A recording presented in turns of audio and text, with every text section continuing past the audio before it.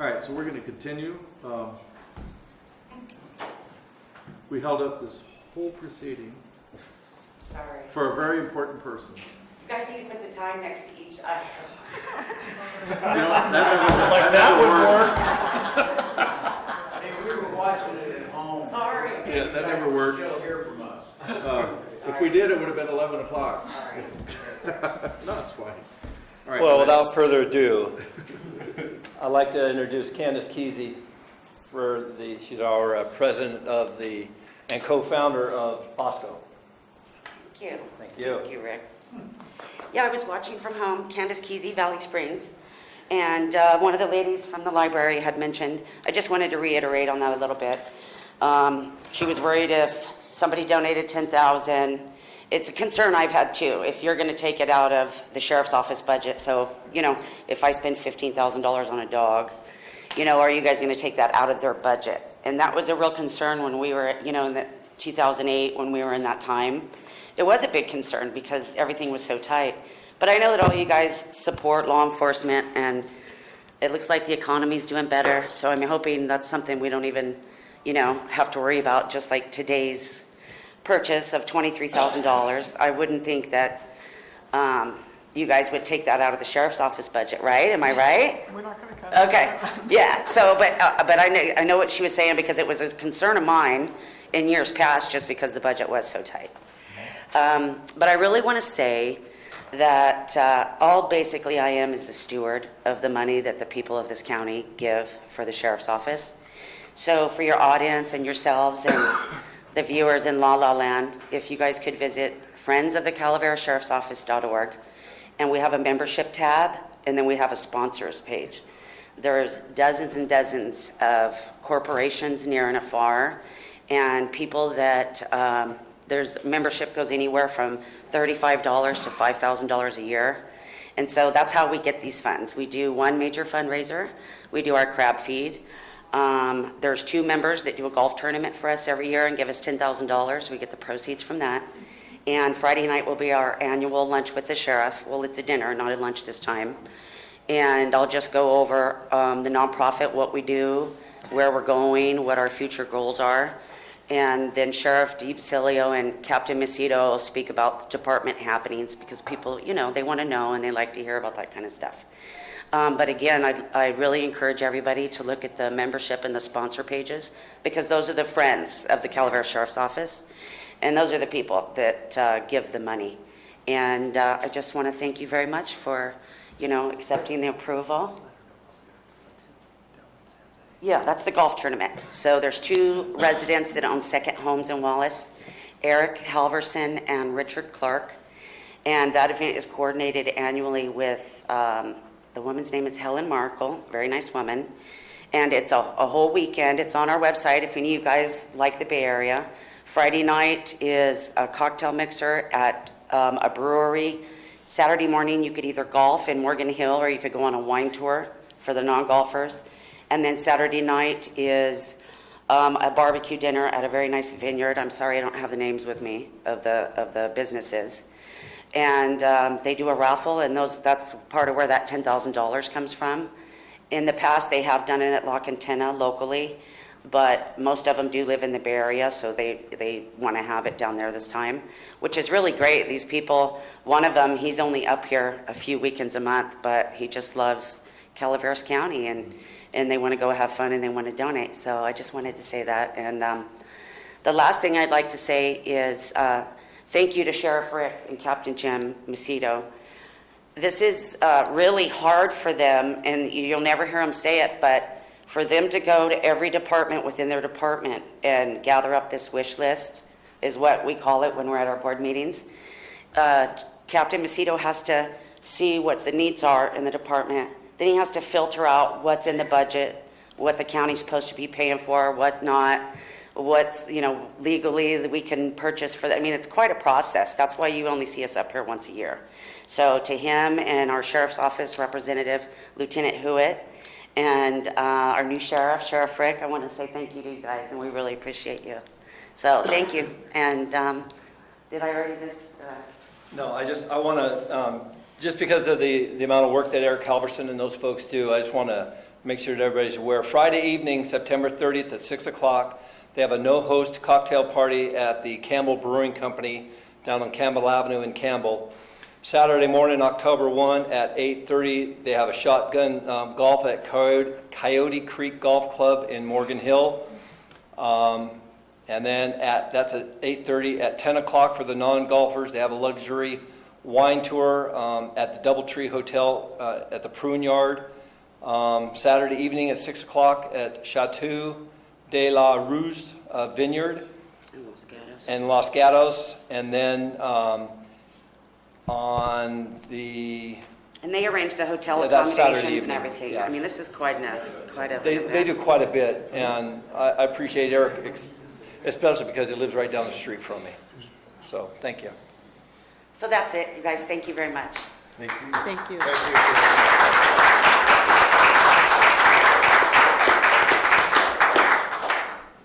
All right, so any comments from the board? Doing a good job. So Candace, you started this, what, you and your co-founder, right? Yes, sir. It was Lieutenant Hubbarding, Sheriff Coons, Kathy Gerke, Vipel, and myself. In 2000, we started talking Would about you in mind coming up to 2010. the speaker? Oh, I'm sorry. Yeah, because it just sounds like a Okay. woo, Do woo, you woo. want me to start over? Yeah. Lieutenant Hubbarding, Sheriff Gary Kuntz, Vipel, Kathy Gerke, and myself, we started talking about this in 2010, and as you know, it takes a minute to get your nonprofit status. So Yeah. we became a nonprofit in 2012. Nice. Yeah. And so, And we're doing good. and ever since then, you guys have been raising a lot of good funds for the sheriff. Yeah, I will tell you that we got off track a little bit after the fire and the death of our sheriff and the appointment of a new sheriff. And so those were learning tools for us as a nonprofit. If there happens to be something else that affects the sheriff's office, it's just those kind of things just kind of make you stronger. And I think we've raised over $100,000 in 4 years. All right, great. So, yeah, the sky's the limit. Sky's the limit. So that, and you know that's not, wouldn't have been possible without you, right? All right. And Buddy. I'm just the steward of the money. And Buddy. And Buddy. Yeah. Thank you very much. All right. Thank you. Thank you. All right, so can I have a motion, please? I'm so moved. Public comment. Public comments, sorry. None? Okay. So the motion is to accept donations from the Friends of the Calaveras County Sheriff's Office totaling $23,253.43 and recognition of their support to the County Sheriff's Office. Second. Who would? All right, so we have Supervisor Kearney with the motion, Supervisor Oliveira with the second. All in favor? Aye. Opposed? All right, thank you, thank you. Feel good stuff, we like that one.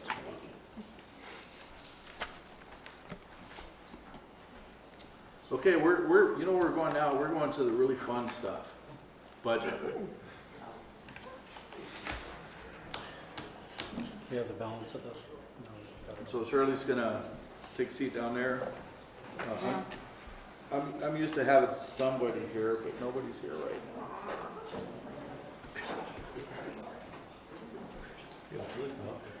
Yeah, well, maybe David's just a little shy. doesn't reduce associated with us.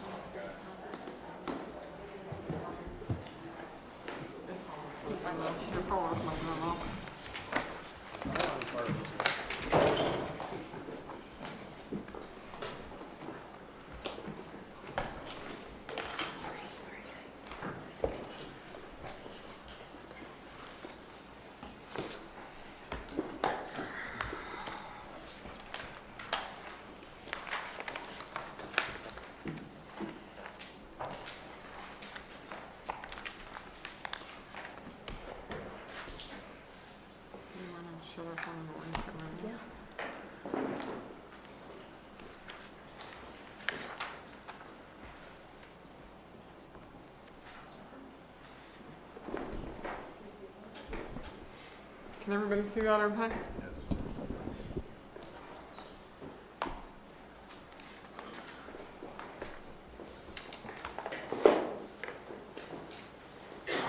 Good afternoon. We're only a little past the 1:30 start point. We're here to talk about the fiscal year 2016-17 final budget, and this will open the final budget hearings. Again, we're scheduled to start at 1:30. We're not too far behind that. The board needs to open the public hearing. We will go over the 15-16 briefly year-end general fund status. We'll do a final budget overview, take public comment, and then the recommended board actions will be to close the public hearing, have questions and discussions from the board, and then hopefully you'll direct the CAO to return on the 27th with the necessary resolutions to implement the 16-17 final budget. Do you want to open the public Okay, hearing? so at this time, I'll open the public hearing for our budget hearing agenda. Okay, looking at year-end 15-16, briefly, just the highlights of our general fund revenues actuals. Our sales tax actually went up 16% by $319,000 over what was budgeted. Our TOT was also up about 21%, and property transfer tax was up 56% of about $193,000. Sales tax in lieu, however, decreased about $400,000. Our building permits are up by 41% of what was budgeted, and they came in at about $375,000 additional of what was budgeted.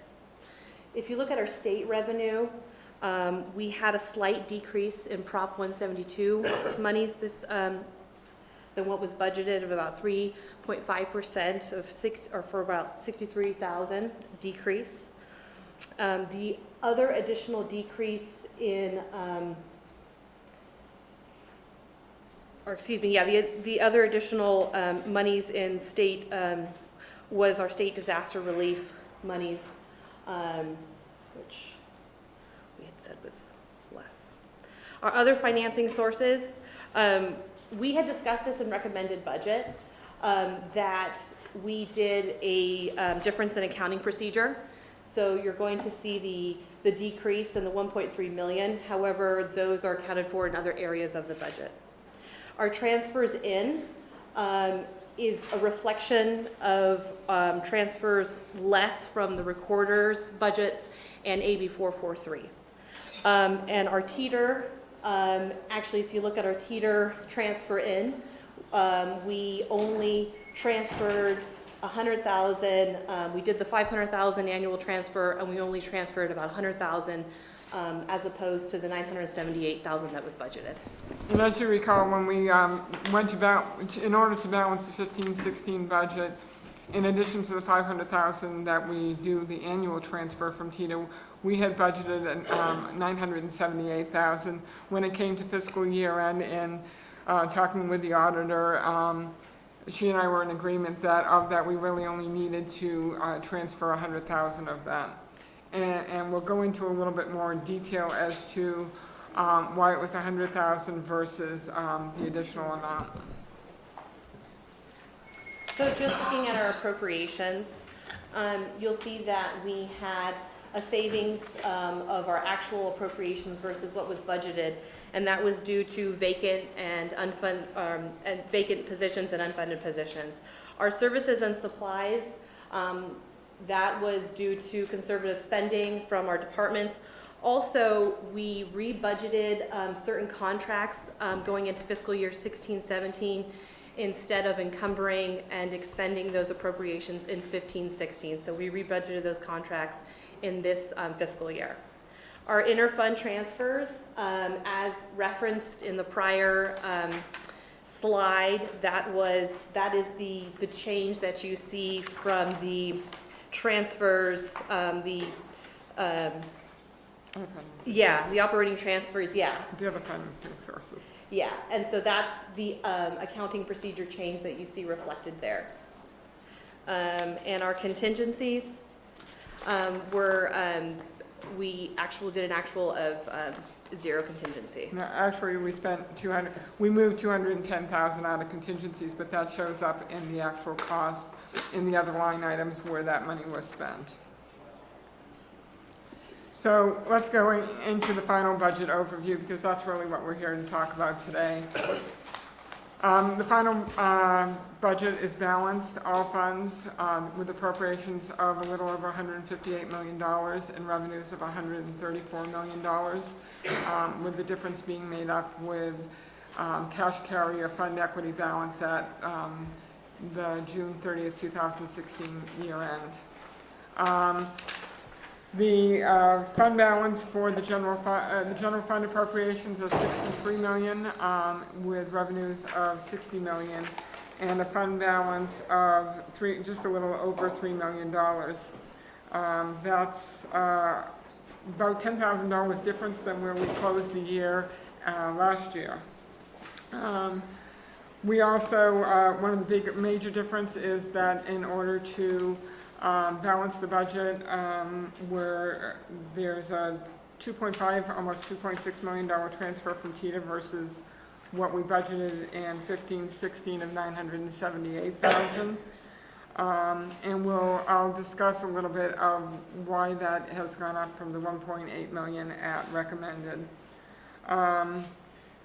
As Mary Rose mentioned, when we closed the year, we only transferred $100,000 of that $978,000, and that was due in part from salary savings from positions that we fund all year long, but for whatever reason became vacant for part of the year, and contributed to the salary savings. Also from, as Mary Rose mentioned, rebudgeting certain contracts instead of encumbering them, and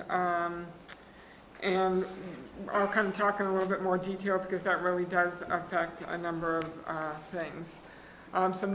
Some changes from recommended is the technical adjustments that we always do for year-end close, which is updating property tax revenue, updating the Butte Fire recovery cost, and a big one is additional cost and revenue resulting from the cannabis cultivation registration program. Contingencies, we're able to increase them from $448,000, which was like 0.08%. I mean, it was under 1% at recommended, to almost $2 million for final budget. This increase is closer to the board's principles, but if you look at the overall appropriations for the general fund budget, it really is 1.9 of those appropriations. However, if you take into consideration and adjust those appropriations for what is included in there for the Butte Fire recovery and the cannabis cultivation cost, it brings it to just under 3%, which is close to the established principles of the board for contingencies. Again, as I mentioned, the funding sources for unspent money in 15-16 is salary savings, fiscal restraint, the use of outside revenues and department designated funds when possible, and contracts that we were able to, that we ended up rebudgeting instead of encumbering. Had we encumbered those, we probably would have transferred more of TITA at fiscal year end than the $100,000. The general fund reserve is still at just over $2.4 million for final budget. The auditor controller has spoken in detail about the need for general fund reserves because it is there for emergencies. Unlike contingencies, they're unexpected or unanticipated expenditures. The general fund reserve is really for unanticipated emergencies, I mean, such as the magnitude of the Butte Fire. It is also there for cash flow and municipal credit rating, and we'll be coming to the board a little later in this year to talk about the possibility of refinancing our general obligation bond and our certificates of participation because of the low interest rates currently. And this is one of the things that they will be looking at if and when we do decide to refinance those. Normally, credit rating agency guidelines is a combination of your reserves and contingencies should be 10 to 15% of the operating budget. If we just look at reserves and contingencies, that should put us at about 2.2 to 9.3 million of the total appropriations, 4.3 to 6.4 million if you adjust out the Butte Fire and the cannabis cultivation. Currently, general fund reserves and contingencies together are at 5.7% of the total general fund appropriations, or 8.5 of the adjusted. The GFOA recommendation is equivalent to 2 months of operating because they look at different, credit ratings look at it one way, government financial office of accounting looks at it a different way, and they recommend cash equivalent of 2 months of operating revenues, which would be 10.3 million, or when adjusting for the Butte Fire and cannabis cultivation, 7.1 million. So looking at our general fund revenues at our 16-17 final budget, you'll notice the bottom line at recommended, we had budgeted 50.6 million, and at final word about 60 million. Those increases in revenue take into account, if you recall at recommended budget, we had budgeted a 0 increase of property tax revenue.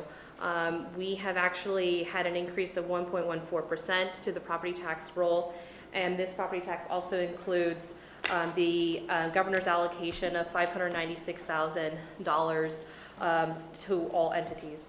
For state revenue, we're also showing an increase to our Homeland Security grant. And in our federal revenue line item, we're showing an increase to our, where we're showing the Butte Fire debris removal contracts. Our operating transfers in, this is where those cannabis programs monies are budgeted and the transfers going into the other departments. And that is the largest portion, the 1.8 million related to the cannabis registration. And then also it includes the rebudget, what we're talking about, the rebudget of the recorder's software system that was budgeted in 15-16. We're rebudgeting it in 16-17. You're seeing it in those operating transfers in as well. Transfers from Teeter, you're showing that increase that Shirley talked about. Those show 393,000 for new positions, and also 342,000 of monies rebudgeted for those contracts we talked about. General fund appropriations for final budget. The appropriation increase shows also the board approved positions that the board approved on July 26th. So those costs are now accounted for here as referenced in final budget. Service and supplies, we're showing an increase due to those contract costs for Butte Fire debris removal projects, also cannabis cultivation appropriations.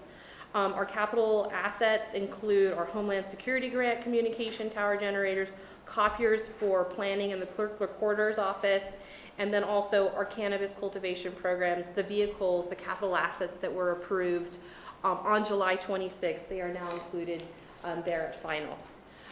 You will show what Shirley talked about, the increase to contingency from the 448,000 to the 1.1 or just less 1.2 million. So let's talk about all the technical adjustments we have here in the final budget. In non-general funds, there were an increase in appropriations of almost $8.6 million.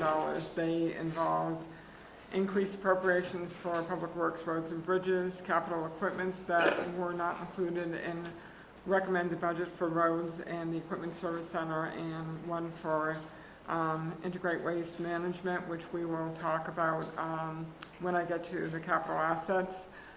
Increases to the countywide RIM, health and human service programs, and an additional position in public works admin. We're looking at increased revenue. Most of it is offset additional funding from state or federal revenues and cash carry. We're also increasing the reserves for the certificates of participation in the general obligation bond to $2 million. General fund department adjustments, we increased the appropriations $9.4 million. A lot of that, 1.8 million, is related to the cannabis cultivation program, and we'll go into a little bit more detail on these adjustments. Nearly 5.5 million in Butte Fire recovery cost increases, mainly related to the tree debris removal and the additional contracts that we'll need for that. New positions and reclassifications of nearly $400,000, and I think if anybody has been around long enough, they know that I am a very fiscally conservative person. So adding the new positions at final budget has given me a little bit of heartburn, quite frankly, but I think there is a greater risk not to add the positions, and I'll go into what and why as we move along. But I think it's a greater risk not to add the position than it is to add the positions. We had to rebudget contracts.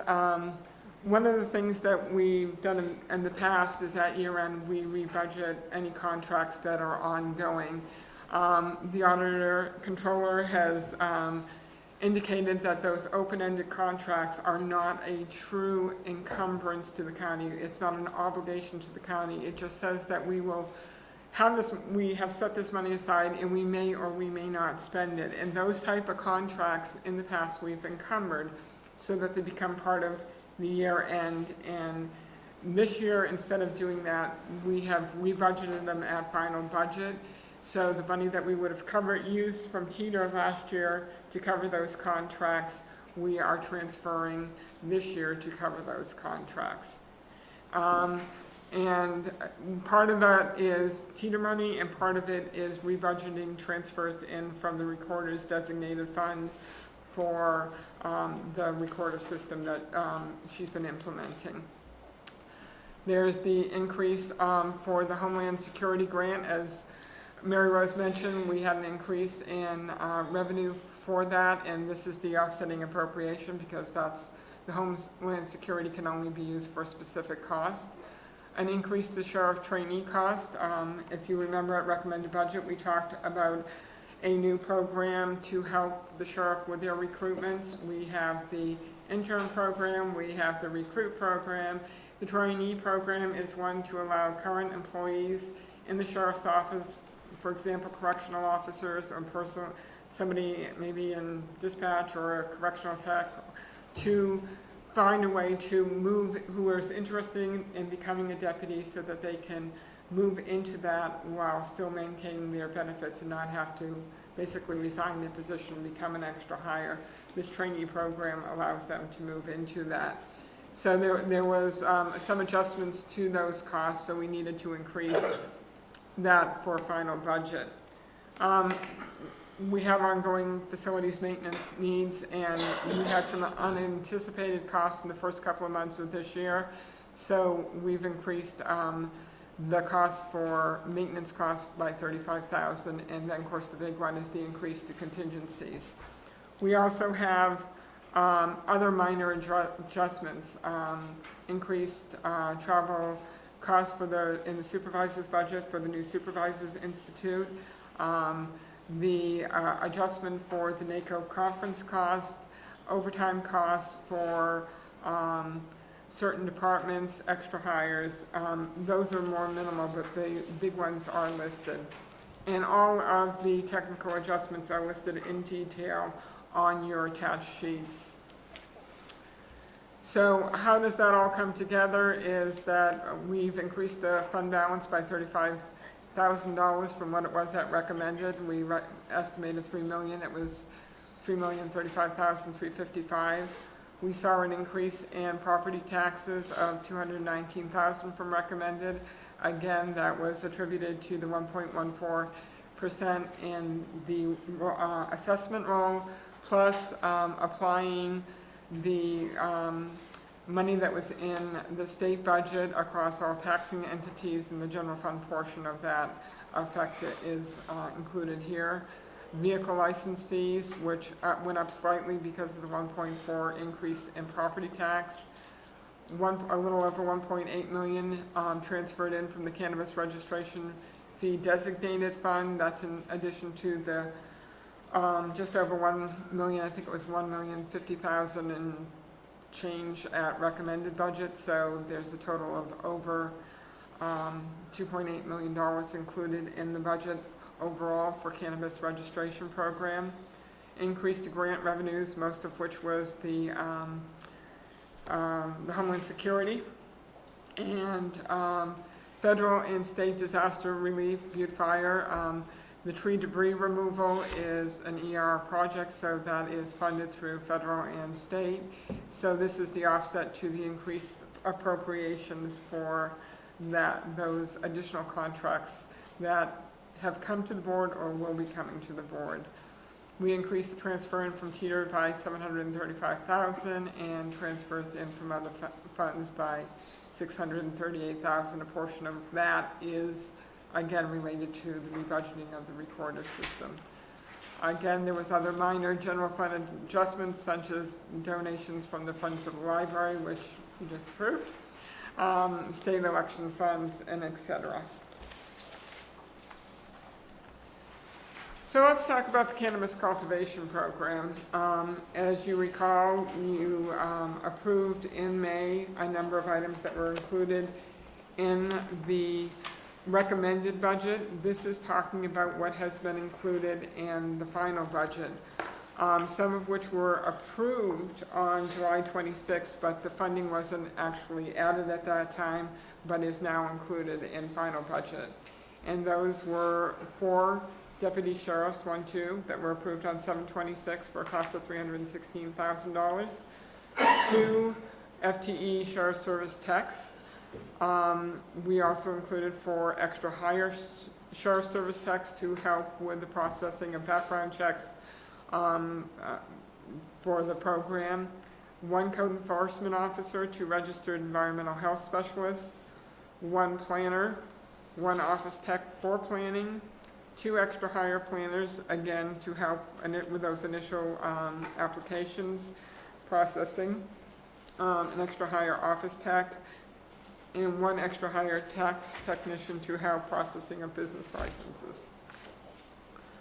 Also included and approved were capital assets for the sheriff's office. There was vehicles and 2 pieces of equipment for environmental management. There was, there were a total of 5 vehicles. 2 were for the sheriff's office, 3 for environmental management. And we included those in your technical adjustments. There was also equipment, training, overtime, gas and oil, etc.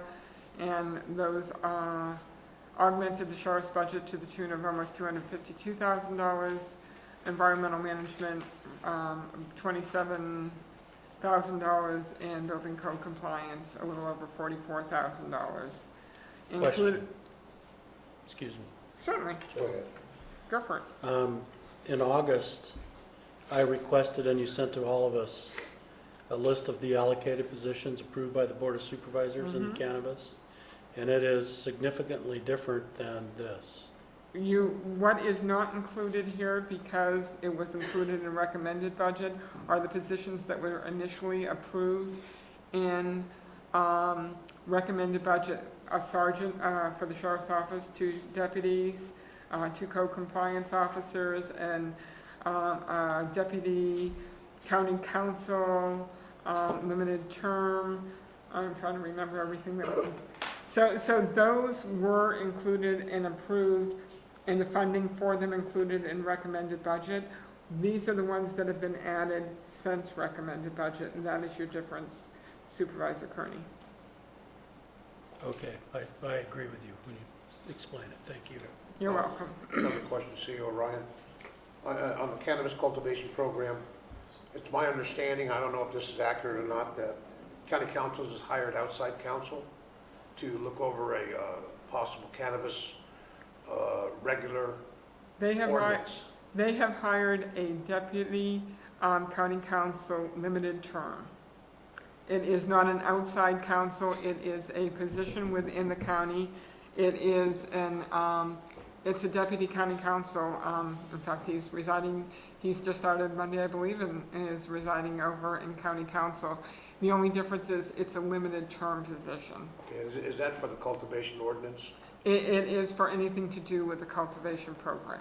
Okay, so Yes. he or she is Yeah, and that was approved. assigned county council for that. For the, yes, and that was approved at recommended budget. Okay. Is that position listed on the cannabis count? No, it is not. These are, Okay. as I explained to Supervisor Kearney, the positions that were recommended and, that were approved and funded in recommended budget are not listed here. These are Okay. only the positions that have been approved and funded in final budget. So that's the difference from the email that I sent out to the supervisors, because that email encompassed all the positions. As I mentioned, the sergeant, the 2 deputies, the 2 code enforcement officers, the limited term county council, and whatever else was included there. The county council wasn't included on that, so that, I'm gonna go back, that was the original recommended budget. Yes, it was. And added to the email too is the 59,000 for the additional satellite imagery. Right. That was for the very first satellite imaging. What you see here, the 115,000, is for fall of this year and spring of next year. Okay, so we've added, in addition to that 59, we've added spring. We have. So we have the 59 that was done in May, June of 15, 16. We have the one that was just approved to be done in this month, which year. was, and then we have money in the budget to do one again next spring. Well, the one in May, that was the 50,000. And then we just approved the 59,000. Right, And now you're saying we're approving another one for next spring. right. The 115,811 includes the 59,000 the contract that you just approved, but we're also including in the budget because that, in all likelihood, we will want to do one again next spring. Another 52,000, basically, is what you're saying, right? Basically. Okay. That's the agenda that we tabled today. Pardon me? That's No. the agenda, No. just in addition to that. Yeah. No, it was at the last board meeting that you approved the satellite imaging for 59,000. And the cannabis EIR, which we also It was on approved. August 30th. So now these are the positions that I was talking about that though I don't normally recommend a final budget nor funding them with one-time cost, I really do believe the risk not to include them and fund them outweighs the risk of doing so. The assessor's office has a tremendous backlog of roll corrections to process. They have over 14,000 properties in a decline in value status that they did not get to this year, so it will wait until next year. And they still have 10% of the Butte Fire properties to reassess. And one of the things that these roll corrections are, these are the new build, these are the additions, these are the transfers, sales. The decline in values, they were declining in value during the recession, and each year they are looked at, and if they've come up, the market has brought the value back up, then it increases the roll and increases the revenue.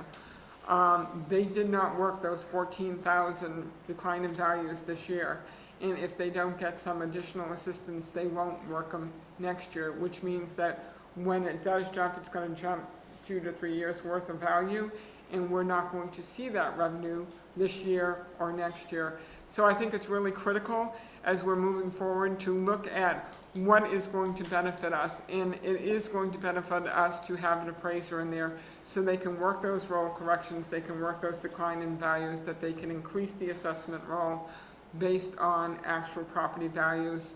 And I think in the long run, it will pay for itself. Deputies, or Sure.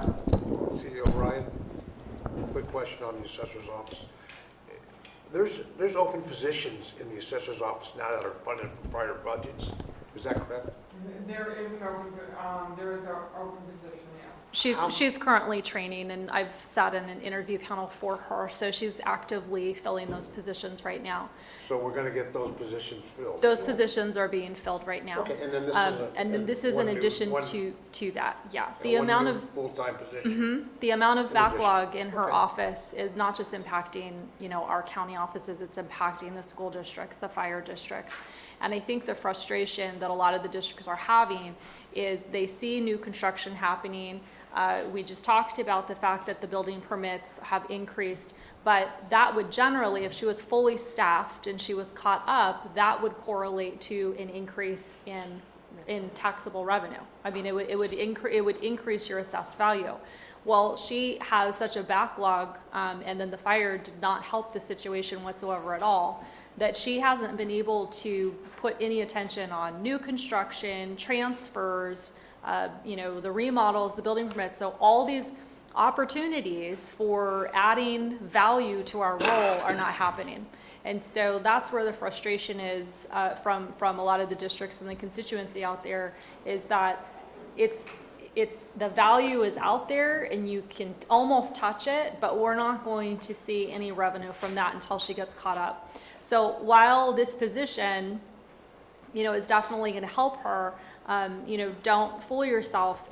We're probably still not going to see this translate into revenue this fiscal year. It's likely going to be in the following fiscal year. But what we don't want to do is not do this and have the same conversation next budget where we still aren't seeing the revenue turnaround. So you're confident that by this fix with filling those She can start empty getting caught up. positions, plus our new, is going to give us a shot a year from now to at least see some daylight in the Yes, assessor's office? yes. Okay, all right. Can you clarify too, are those amounts from now until the end of this budget year? So next budget year, those numbers will double? It won't double. Well, the new appraiser is effective October 1st. The new account technician is a half a year. The animal services officer is, I figured it's going to take a few months to fill that position. So it is a portion of the year. So these costs are just for this year? Right. Next year, they'll be built in and more full-time? Right. The next one is the new account technician for the auditor controller's office. Currently, she needs support for a number of areas, but most specifically payroll.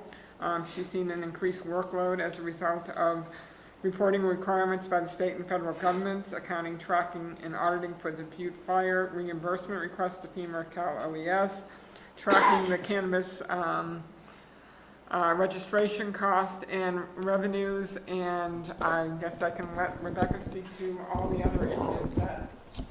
Yeah, so what I've seen in my office is that while my department has shrank in size, the requirements for my office has considerably increased. And every time we think that we're kind of out of the woods, the state puts in another requirement, or federal government puts in another reporting requirement, or whatever it is that happens, which puts a bigger onus on my department. Payroll and property taxes are the two riskiest desks in my office, and they are the two desks that can tank our county almost instantaneously. So we have singular people doing those positions. We have one person in property taxes, that's it. We have one person in payroll, that's it. So if either one of those people is out, you're looking at the backup. That's not a good succession plan. So we're trying to look at ways that we can move some of this work around in my office. And I kind of pride myself on using technology and being efficient and figuring out if we really have to do these processes or if we can get rid of certain things. And we've done a lot of that. I've done a ton of that. And I've reached the crossroads where there's literally nothing else I can do. So this is affording me the opportunity to get some of these things off of my desk shift some of these duties around. So number one, we have coverage. So if someone is out, because at this point I can barely afford people to take vacations or be out sick. It's not a good situation that we're in right now. And I really am uncomfortable having those two desks have literally no coverage whatsoever at all. Because you don't want to know what would, you can imagine what happens if payroll tanks. Nobody gets paid. Or, a big black eye would be if something went wrong with our property tax system. It's very, very expensive. And some of you were in office, the last audit finding that we had, and we did, I negotiated a 3-year payback to the state.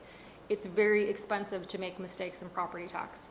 So this position affords us to move some work around, shift some duties around, get some better coverage, and make sure that we are meeting the mandated requirements that we need to meet. Hence the recommendation and inclusion in the final budget.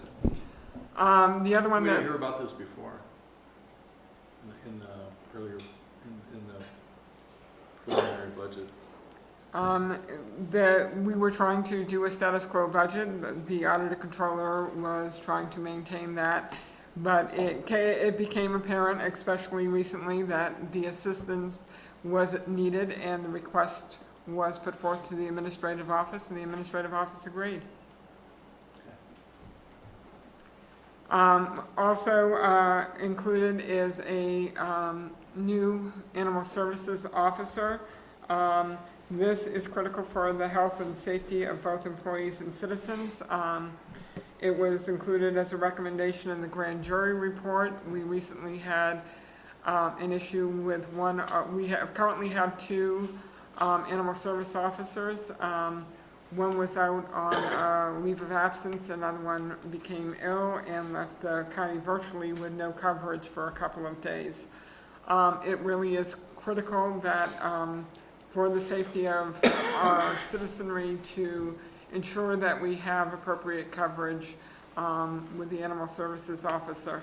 And I know Supervisor Edson, you had mentioned a couple of times about funding with this through the cannabis registration program. I checked with council, and council advised me that it is not a legitimate cost under that program, despite the fact that some of these dogs may be pets of some of our growers, legal or illegal.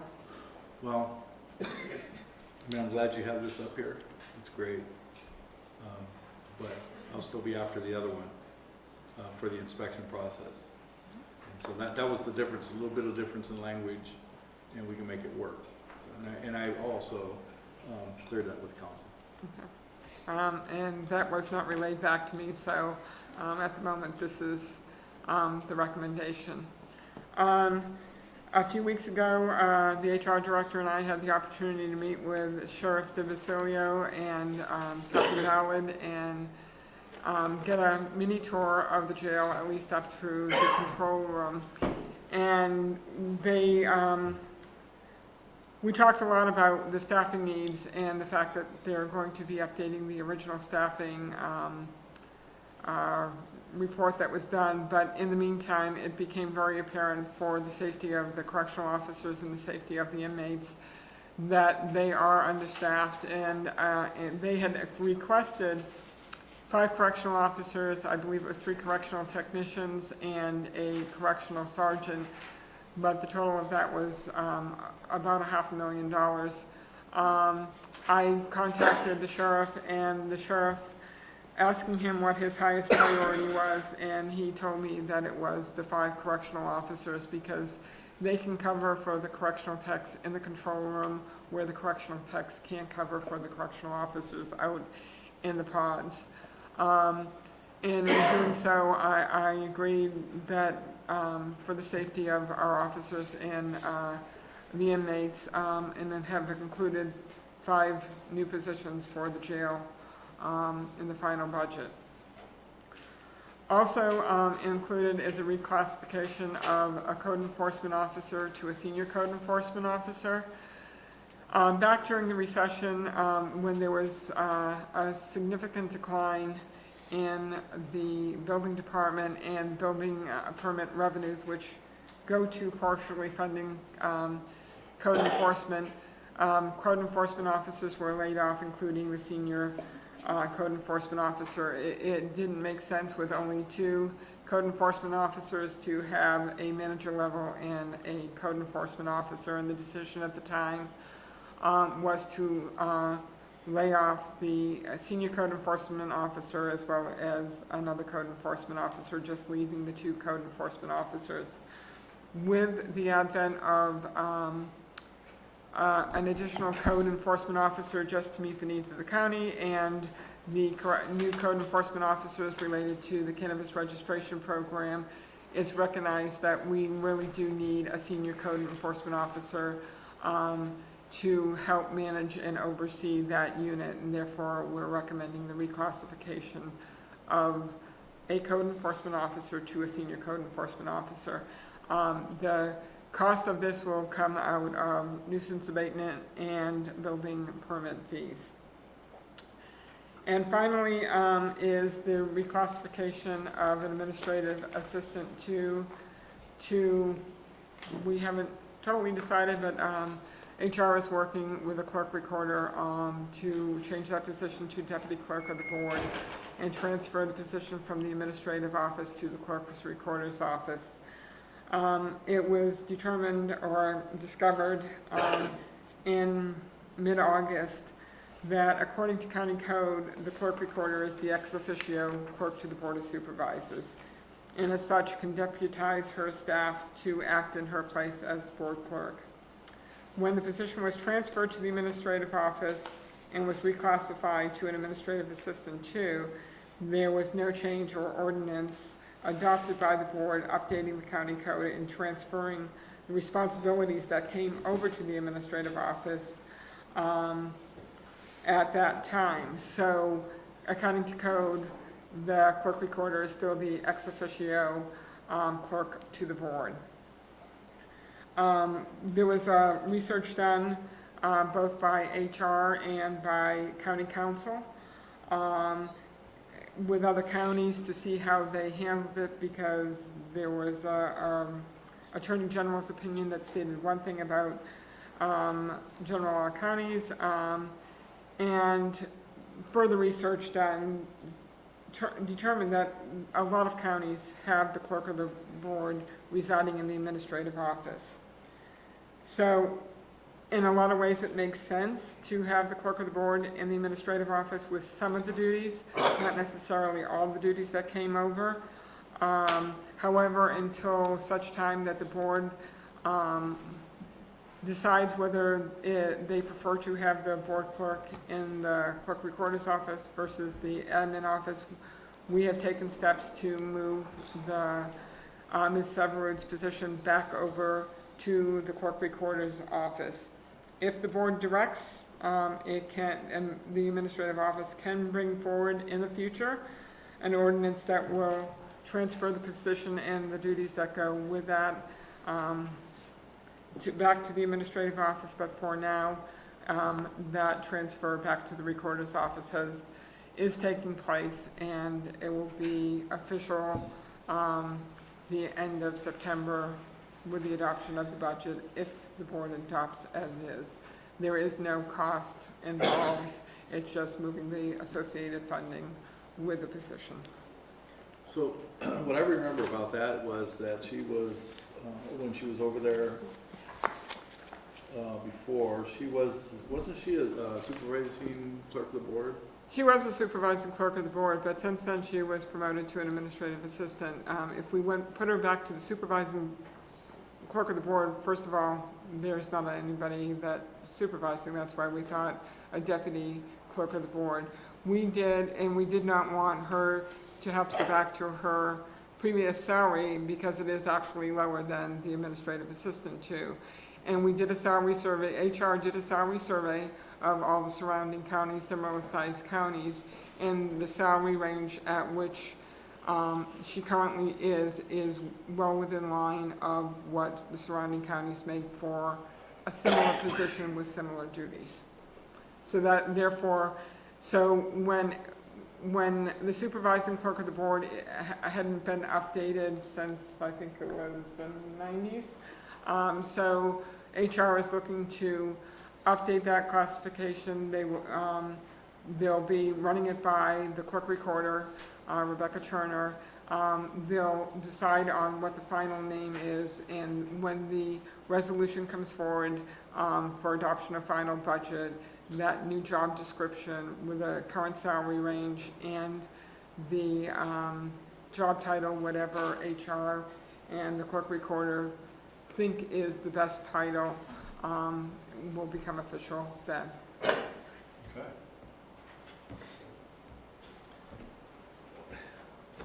So, I'm just saying, before, she had that, a position, and she actually had another half a position now that she was overseeing, which was what we've been asking for as a board, to be able to get some help with our staffing.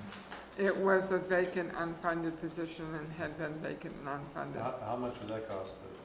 I would have to go back and look and see, because you have to remember that position went away. It went away a couple of years ago. Right. And I do not know, we would have to look at that, look at what the new salary range for that position would be, because we've had some COLAs since then. But if the board desires, we can bring that back at a later date. But I wouldn't mind doing that. Okay. Sure.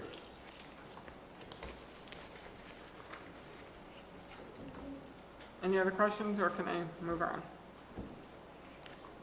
That's good. Okay. So there were a number of other positions that were requested of general fund departments that basically I am recommending that we defer until, at least until mid-year. The district attorney's office requested 4 positions that would create a cannabis industry crimes unit. This is not funded under the registration program. Therefore, it would be all general fund cost. The total cost for the positions, equipment, training for the unit would have been $342,000 all total. At this juncture in time, unless we have a new revenue stream, such as the cannabis cultivation tax, I would defer this until mid-year and see what happens with that. Information technology has also requested to fund a business analyst 2 at mid-year. I believe that we should wait until mid-year to determine again where we stand financially before we commit the funds. The sheriff's office, as I mentioned, in addition to the 5 correctional officers that the sheriff requested, they did request 3 correctional techs and a correctional sergeant. With speaking with the sheriff and realizing his highest priority were the 5 correctional officers, I'm recommending that, again, we defer this until mid-year until we know a little bit better where we stand financially. So non-general fund staffing, we've included only really 1 request, and that is for a new position, Deputy Director of Maintenance and Operations.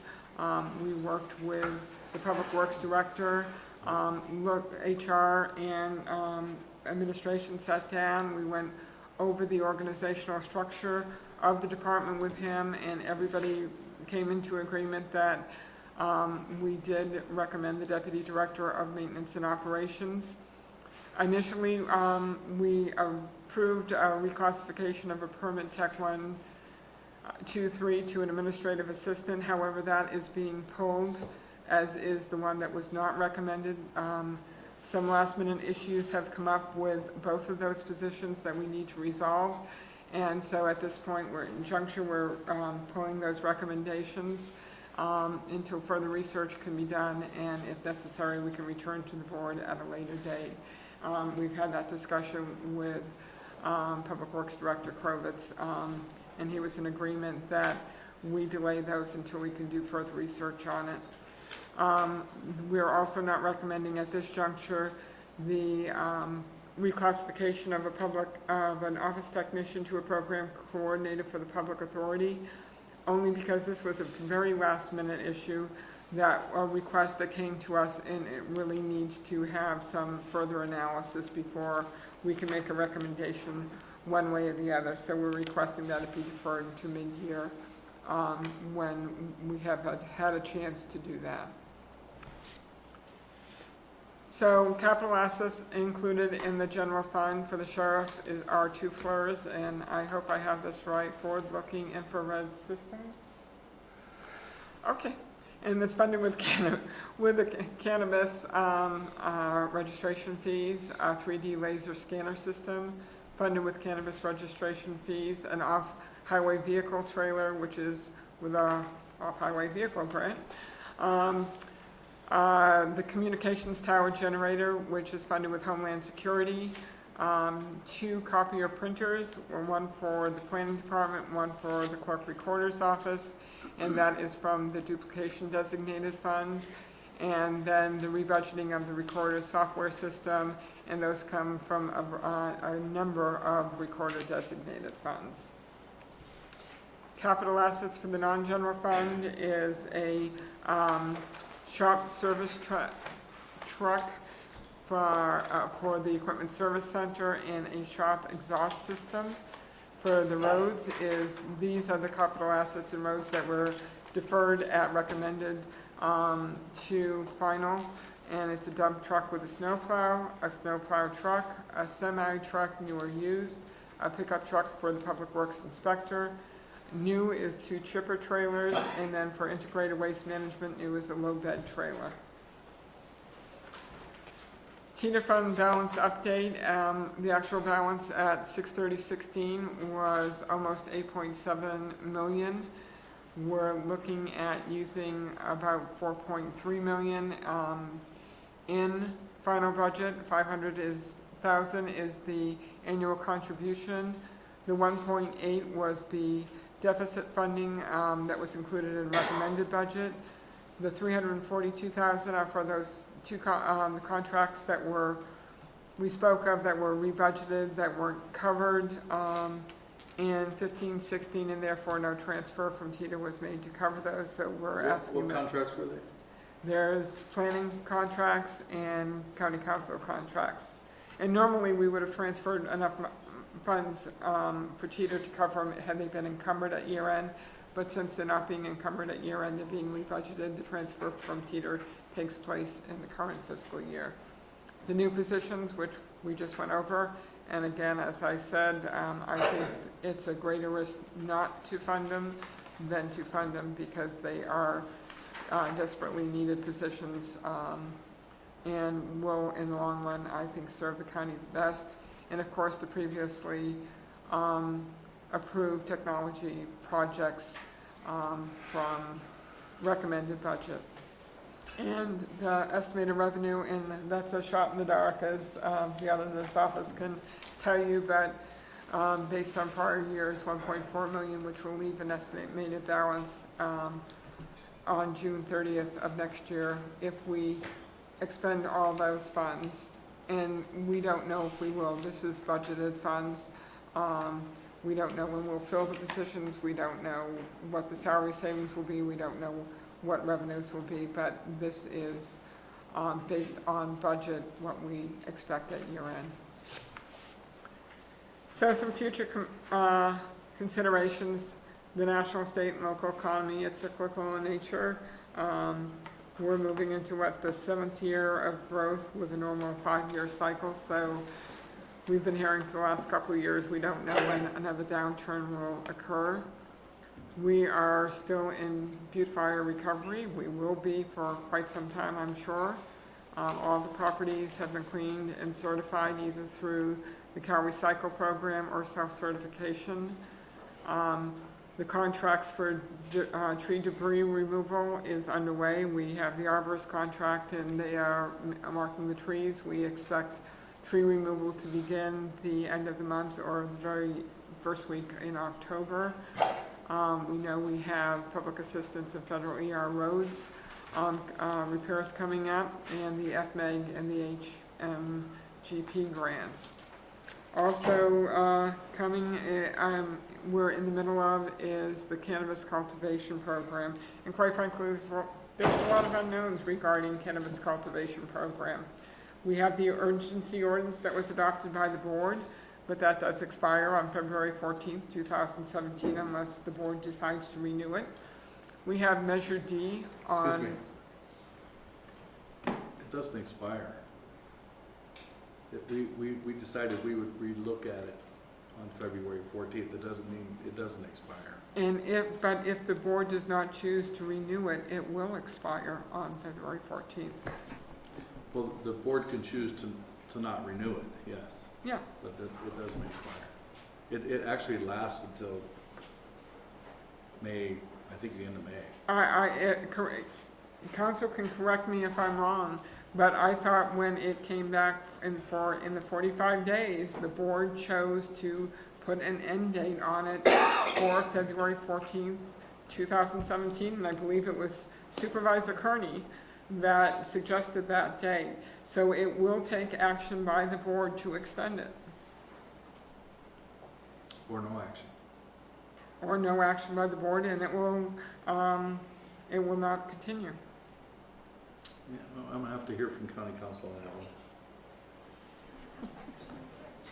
I think she's correct, that technically there's expiration date on that, and so the board has to bring it back to extend. All right, so you guys will have to show me the minutes and what that says. Yeah, sorry.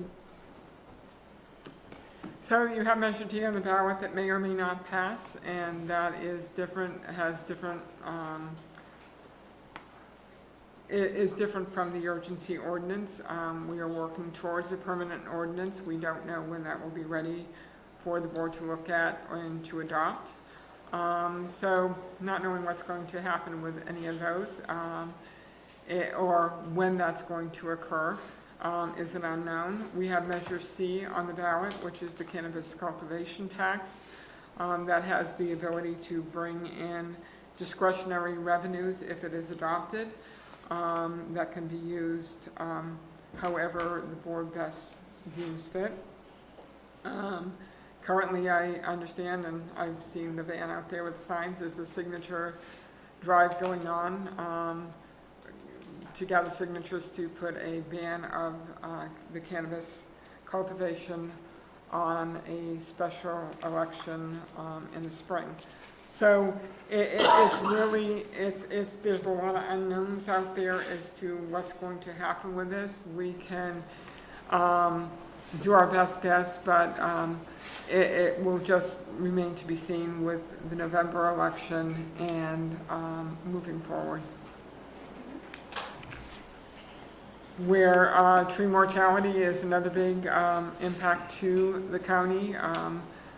The bark beetle infestation is estimated to kill over almost 800,000 trees in the county in the coming years, 66 million trees statewide.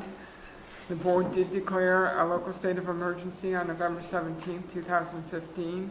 Supervisors Oliveira and Wright are part of the state task force. We have developed a local task force, and we have applied for the CDAA funding. My understanding is that we're now developing the cost and I'm sorry,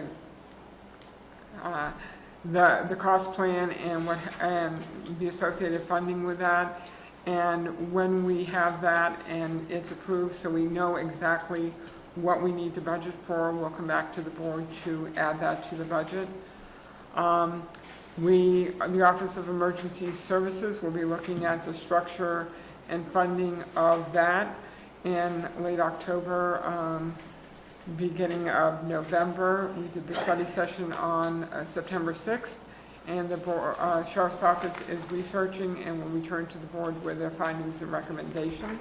In late October? It was either the second board meeting in October or the first meeting in November is what was stated at that board meeting. They need that time to do that research. Can we go back to the tree mortality real quick? Sure. Sorry, I just was wondering if, so once we do the cost estimate plan, that should be developed really shortly, I think. Yes, it should. So, we're gonna bring it back to the board, before like in the next month or so, or? That is my understanding, that it's being worked on, and we will bring, as soon as that is done, and we have sent that off, we'll be bringing it back to the board. Okay, great, thank you. Okay? Oops, wrong way.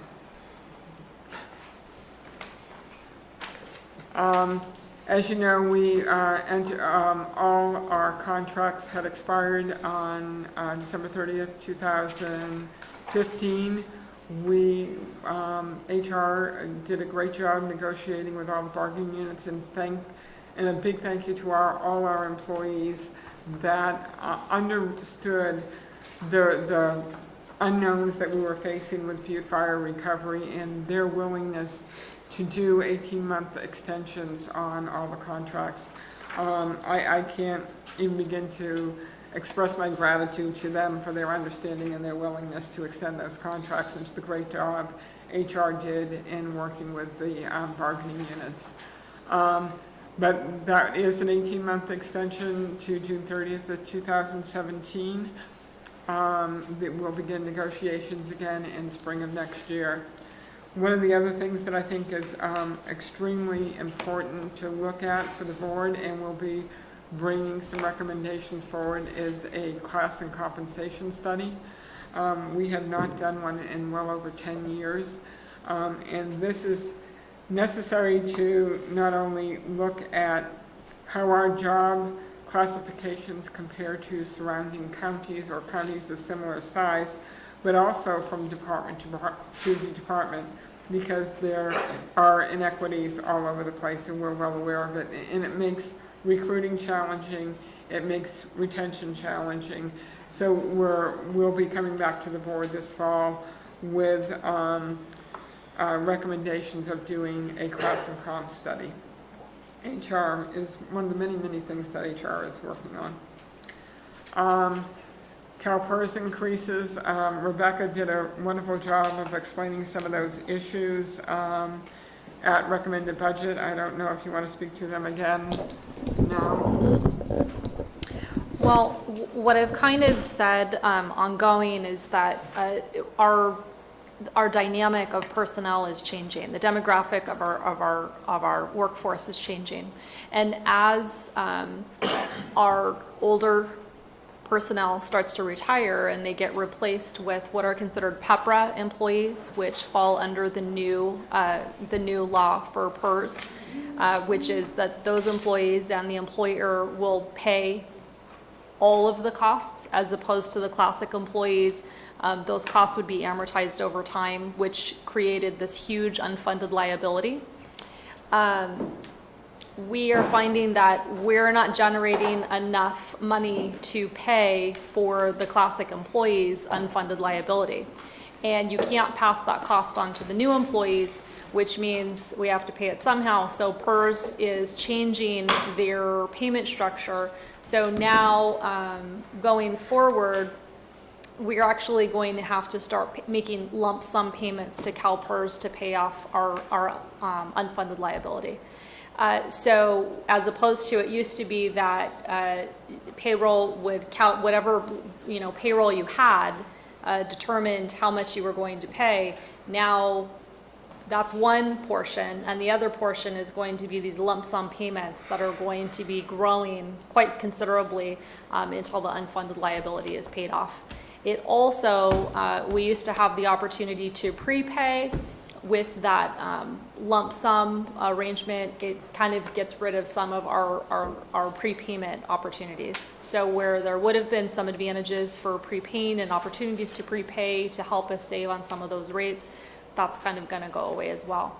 So that is changing. So we'll have to look at that kind of over a longer haul, because what's going to happen is it's going to make our rates go up. And I've said that for 6 years now, that our PERS rates are increasing, and the main reason the PERS rates are increasing is because we have to pay off that unfunded liability. So the bills come and now it's due, and this is what we have to deal with. So that is happening. I do try to every year keep the board apprised of the direction of that. You knew it was coming. We've known there's not really a light at the end of the tunnel. It's just going to be paid off until it's paid off.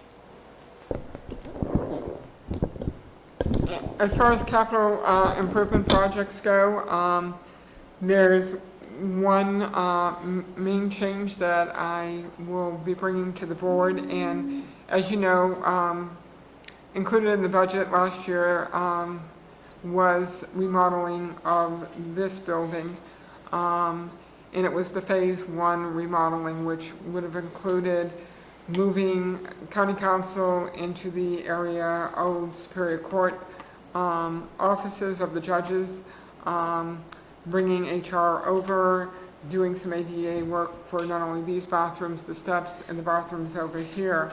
And that was phase 1. Phase 2 is going to bring IT over to the old Department 2 courtroom, and then do some remodeling to the board chambers, and possibly eventually in phase 3 do some offices for board members. One of the things that we have found is with the cannabis cultivation program, in the addition of staffing, we are suddenly squeezing in our land use building and trying to find room. So my recommendation that I will be bringing to the board, and we have to work with the architect and to get the cost, is instead of doing the remodel in the steps and those in the bathrooms, we still have to do the HVAC, but we will do as phase 1, move IT over to Department 2 and the offices behind it. This will free up additional space in the land use building for the additional environmental health specialist and positions that we will need to fit in there, and provide IT with about the same amount of space as they currently have. Again, this is something in the future that we will be bringing to the board down the road, and it will also, because we need to do ADA improvements, whenever we're doing this, we will do the ADA improvements to the restrooms, the public restrooms on this side. And the other thing that we have talked about is the policy to increase general fund reserves. I know that the auditor controller would like the board to provide direction to take a portion of the teeter funds and put them into general fund reserves so that they are set aside and they are used for the true emergencies that they need to be. And if the board directs that, we will move a portion of that 5.8 million from teeter into general fund reserves. That will ensure cash flow, meet cash flow needs, and assist with our credit rating if we go to refinance the certificates of participation in the general obligation bonds. The other option is to develop a policy to put a certain percentage of our cash carry or fund balance at the end of the year into general reserves every year. I skipped that slide. It was left in by accident, so just pretend it wasn't there. So in conclusion, I'm sorry to hear my printout, and I went, where'd that come from? So in conclusion, the final budget is balanced using 2.5, almost 2.6 million of one-time teeter funds and the 3 million in the fund equity balance. The contingencies are budgeted at almost 1.2 million, which is equal to 2.8% of general fund appropriations when adjusted for the Butte Fire and Cannabis Cultivation Program appropriations. That is just under the board's goal of 3 to 4%. The general fund reserve is at about 2.5 million. It equals 3.9% of appropriations, which is less than recommended, and again, a policy going forward to increase that. Again, sorry, it was an extra slide. The board adopted So our recommendations going forward is the board adopts the 16-17 final or adopted budget as presented, and direct the CAO to return to the board on September 27th with all the resolutions needed to adopt the budget as required by the the state's County Budget Act. Again, acknowledgements to the board for your leadership, for the county department heads and staff, for their cooperation and assistance, and once again, making this year, like last year, a very smooth process. To Rebecca, especially the audit controller, and Leslie Davis for their partnership and support, and to our administrative staff. Okay, I'd like to take a 10-minute break.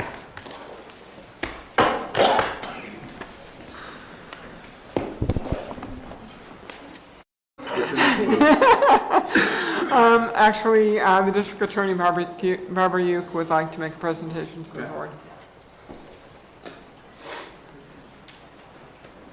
Good afternoon, Barbara Uke, District Attorney. I don't have a formal presentation, but I did want to speak to you a few minutes and just let you know that I did not make my request lightly.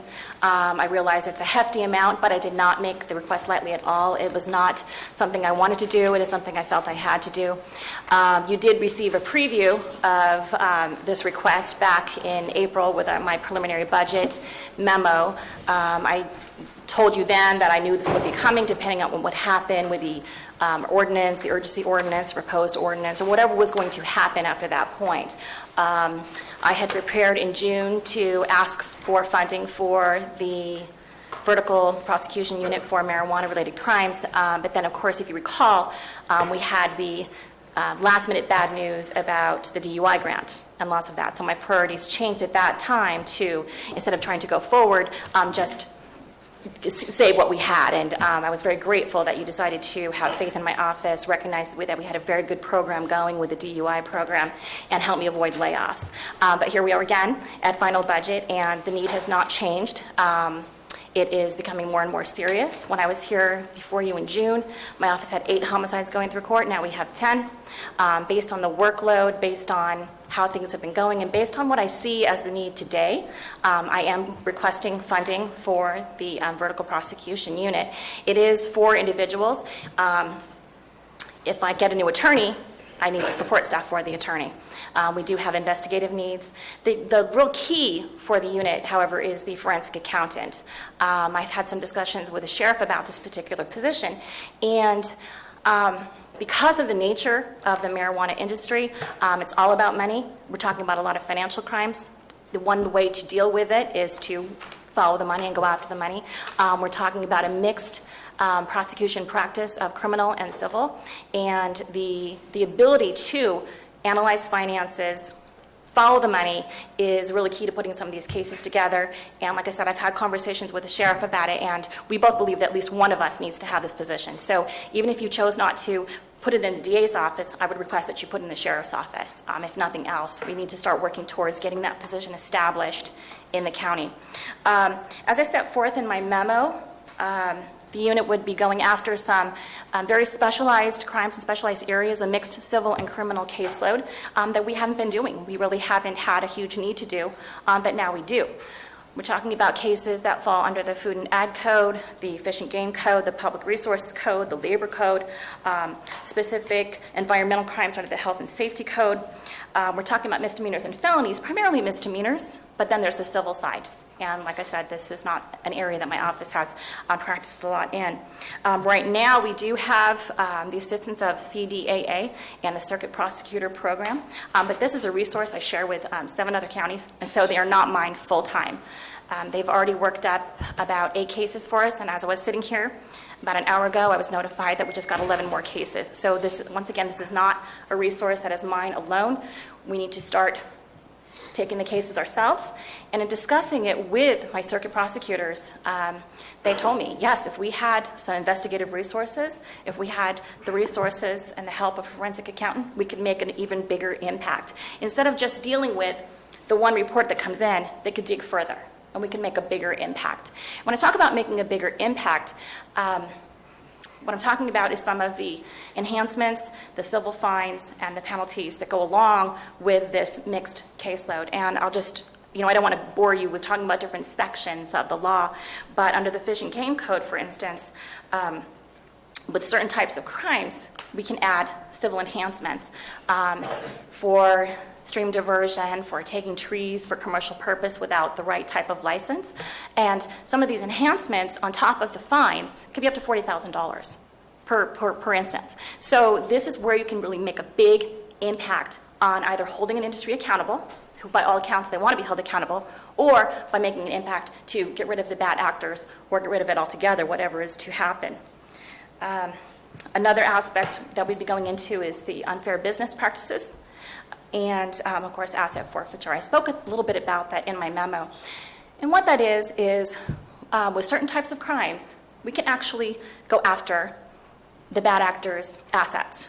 Okay, so that's where you can make a big impact on holding an industry accountable or getting rid of it, whichever way it's going to go. This is an excellent tool that we have if we have the resources to employ it. My biggest asset forfeiture case that we had was a few years ago. It was actually a marijuana case. It was $100,000. Okay, so and that was an easy case because we'd had basically the evidence laid out in front of us. We didn't have the ability to track more money. There probably was, but we were able to go after what was in front of us because we had certain things in place. I would like to have more of that. I would like to be able to go after other types of assets, bank accounts, cash, of course, and real property. So if we have a cartel here or someone who came here and snatched up property just to have a marijuana grow, they've got no tie to our county, there is no real investment, under the right circumstances, we could be able to take the property back. But that, like I said, though, we have to have certain things in place in order to do that. We have to have the resources available. Forensic accountant, the civil unit that I laid out in my memo.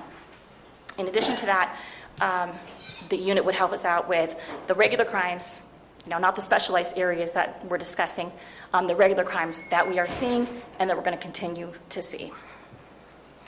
Okay. Have you had any crimes around meth lately? Sure. Yeah. Yeah, the other crime hasn't stopped. We still have all of that. Yeah, and our caseload has increased.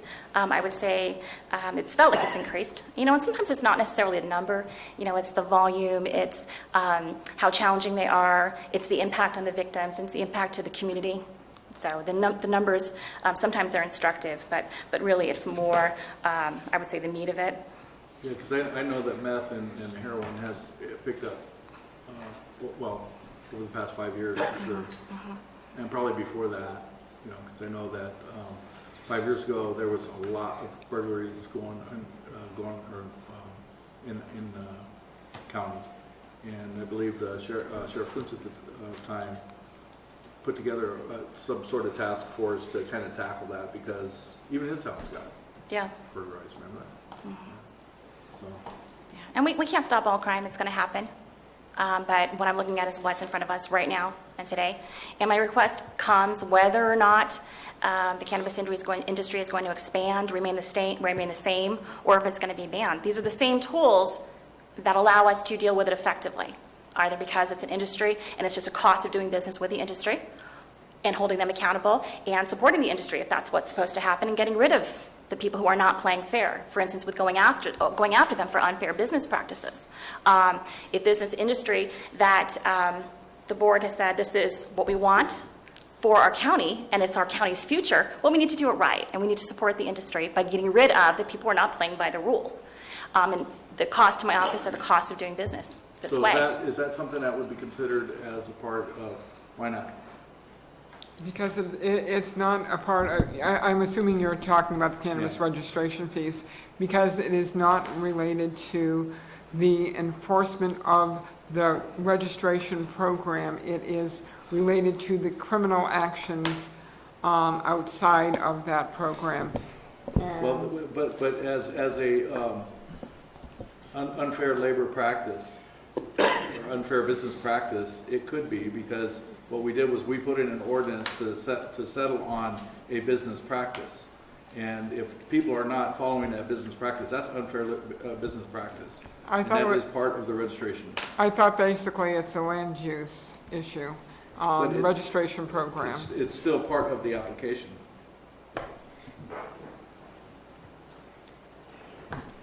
That's what you get for going down there.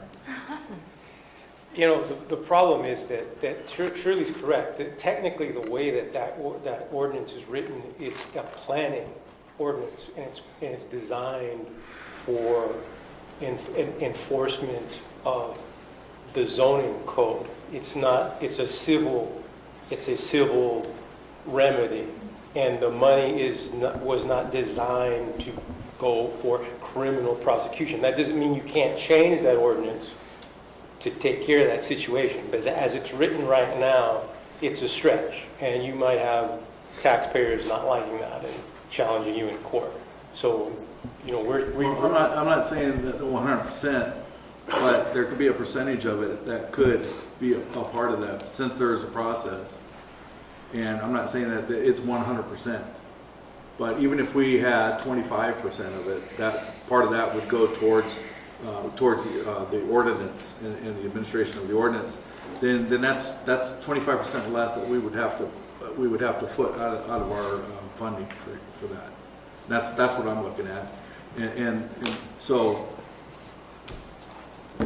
I guess that would be something that we should look at. I think we would need to look at that and carefully examine it.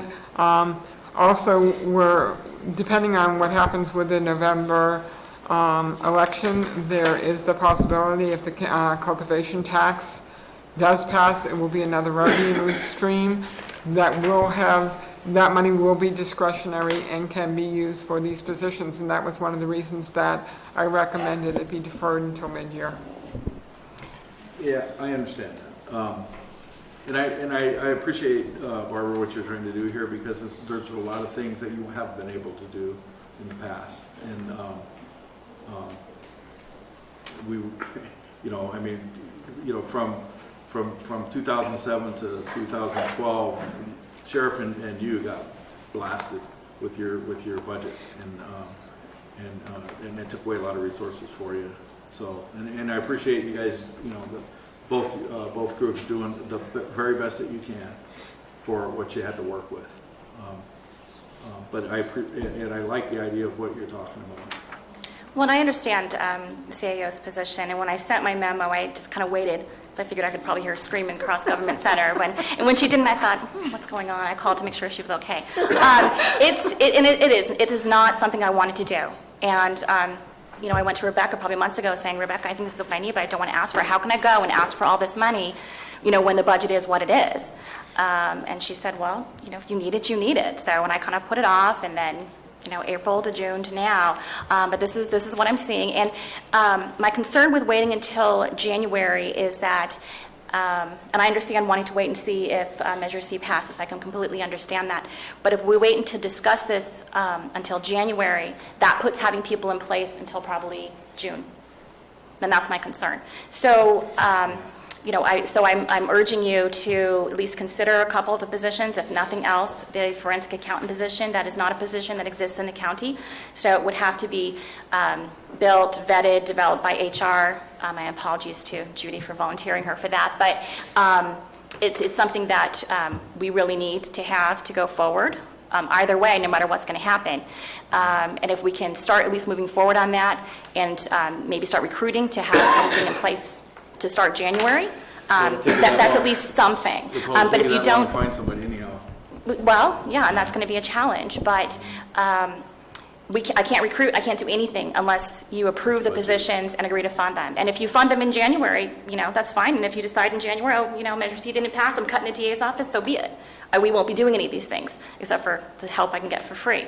But that's just my request. I do have an environmental fund. That is a fund that gets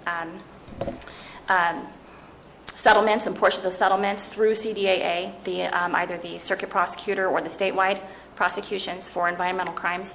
And I think we could definitely justify using about half of that towards the position. I don't think we can justify the whole thing.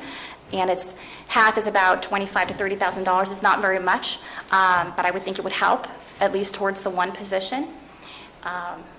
Is there any other parts of that position that can levy fines or things that can come back to you? Oh, okay. With the fish and game enhancements, for instance, yes, it does break down. 30% comes back to my office. So we get a $40,000 penalty on something, 30% would come back to my office. 30% goes to... 30% goes to the investigating agency. So depending on whoever the investigating agency was in that situation, it could be code compliance, it could be environmental health, it could be the sheriff's office, it could be Fish and Wildlife, it could be CAL FIRE. Our most recent cases have come from CAL FIRE. And then the other 40%, I believe, goes to the Fish and Wildlife. Goes to another agency. But at least 30% does come back to the county. Right, and a possible 60%. Correct? Yeah. Correct. On which position okay, I'm getting confused on which one exactly you're talking about with that. We weren't talking about a specific position. We were talking about any of the potential fines and penalties and civil penalties coming back to the county. Where does that money go? Okay. Right, yeah, where does the money go? Yes, and for certain of the crimes, it would come back to us. District Attorney, how many cases have your office prosecuted for environmental crimes in the last 10 years? Do you know? I don't. Do you know of any cases? I don't. Yes. Okay. Yes. Were they tried in this venue or were they tried at state level? We've definitely tried some smaller cases here. Could you tell me just briefly? I can't. I'm sorry. Most of our recent environmental crimes, we do utilize CDAA for, because it's an expertise. It's a niche, and it requires a lot of expertise, and I honestly do not have the expertise. And because of our current caseload, like I said, we take whatever free resources and help we can get, especially if they're experts. Because those are very specialized They crimes are. to prosecute. They are. I unfortunately was involved in one of those in my private sector profession. And ironically, the district attorney's office did prosecute a criminal investigation. Not on me, Against you? Oh. which turned into a civil fine, Yeah. which was very lucrative for the office, by the way. Yeah. But without the availability of designated funds through the marijuana registration, unless we can prosecute the environmental crimes and have the manpower and women power to do that, and the expertise, because it takes a very special prosecutor to do that. Kind of stuck. We're stuck unless you decide Yeah. to get unstuck, yes. And I did believe that some of the health and safety would, when I was talking to Megan, would potentially qualify under the cannabis regulation, depending on what those were.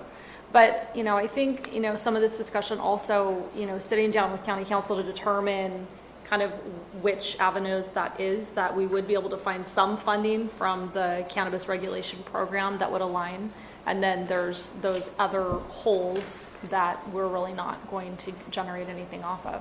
But I think the issue is, and Barbara and I talked about this, is if this is the direction of the board on having this industry here, you also need to have a hammer. And so you can't not prosecute some of these things. Otherwise, what's the sense in even applying them? So, I think there is a cost of doing business. So, I've told her, that's why I come. The answer is no unless you ask. But I think that there definitely is a cost related to her department. It just makes it really, it's not going to 100% tie to cannabis regulation. Okay, well, I've been doing 3 things at once here, so I'm going to try to catch up because it's all involved and maybe it'll all fall in place here with you. Okay, if you're trying to create a nexus in between what you're doing and the cannabis ordinance. I'm not. Okay, but maybe we should. Since May 10th, last year in the Calaveras Enterprise, there was one reported raid, which was on federal property. of 12,000 plants. This year, since May 10th, when we enacted the ordinance, we've had multiple raids, which I'm sure a lot of those will fall on your plate, won't they? To prosecute them, correct? It depends. Well, isn't that abatement that was caused because they have no hope of complying with what we did on May 10th?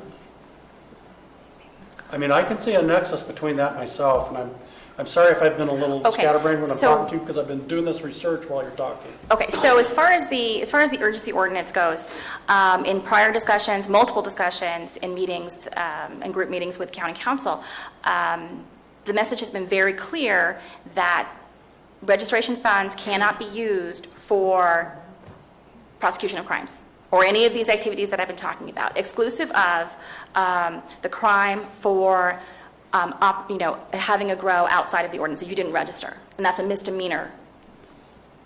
That's a misdemeanor crime. Or the very small area where there were certain people who, when they paid their $5,000 registration fee, they bounced their check.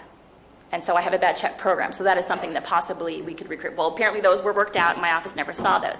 I have not seen a single report on someone who is growing, who did not register, as a referral to me to prosecute that person for the misdemeanor under the ordinance. Now, if I did, theoretically, I could bill back to the registration fee program. And that's that one tiny area that I've talked with county council about possibly deputizing one of her people to take that misdemeanor. Now, that said, if someone is operating outside of the ordinance, there very well could be other crimes going on, bigger crimes going on, and I would be more interested in those.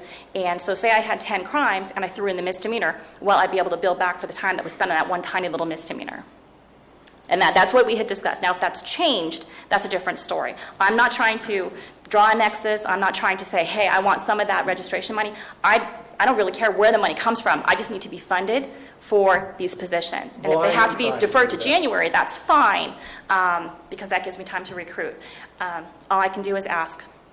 I am trying to draw the nexus. Okay. And I'll do that for you if Okay. if Well, you can talk to want me county do that, council and auditor. okay? Yeah. The sheriff's been very successful this year at eradicating marijuana. It's not been one or two raids, it's been several. I mean, kudos to them, but it all started after May 10th. And to me, where they got the info, I don't know, that's their business, that's not mine.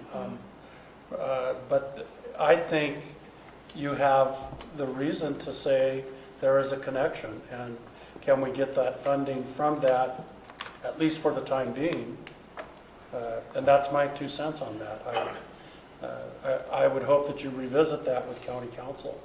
And if you want me there cheerleading, I'll be glad to do it. I don't know that that's my job, but I see the nexus. We've been eradicating it. You probably have prosecution duties that are involved in that. And I think that it should be coming from those funds. Well, and to me, that's an issue between county council and the auditor, I think. Well, and, and the only reason, I think that county council and I are trying to be somewhat conservative on that registration funding is because we're trying to compile nexus information with regards to costs that would hold up, in a fee study. So we want to ensure that we're not violating the original terms of that fee. And as David had said, we're kind of stuck with what the urgency ordinance stated in terms of the purpose and the use of that registration fee, which can be modified by the board, but at this time, this is what we're stuck with. So, and I think we've all said all along that we're gonna find out that we need additional whatever it is as time goes on, and we're gonna have to be flexible with that. But I'm stuck, we're kind of stuck right now. We need additional whatever it is now. I know, And so that's where it's. I think what it has to do with is how you describe it. Because, an example, the animal control officer that I was after before.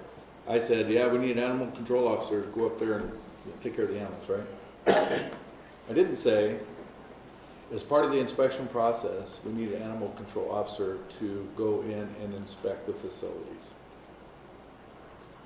I didn't say that. That's the difference.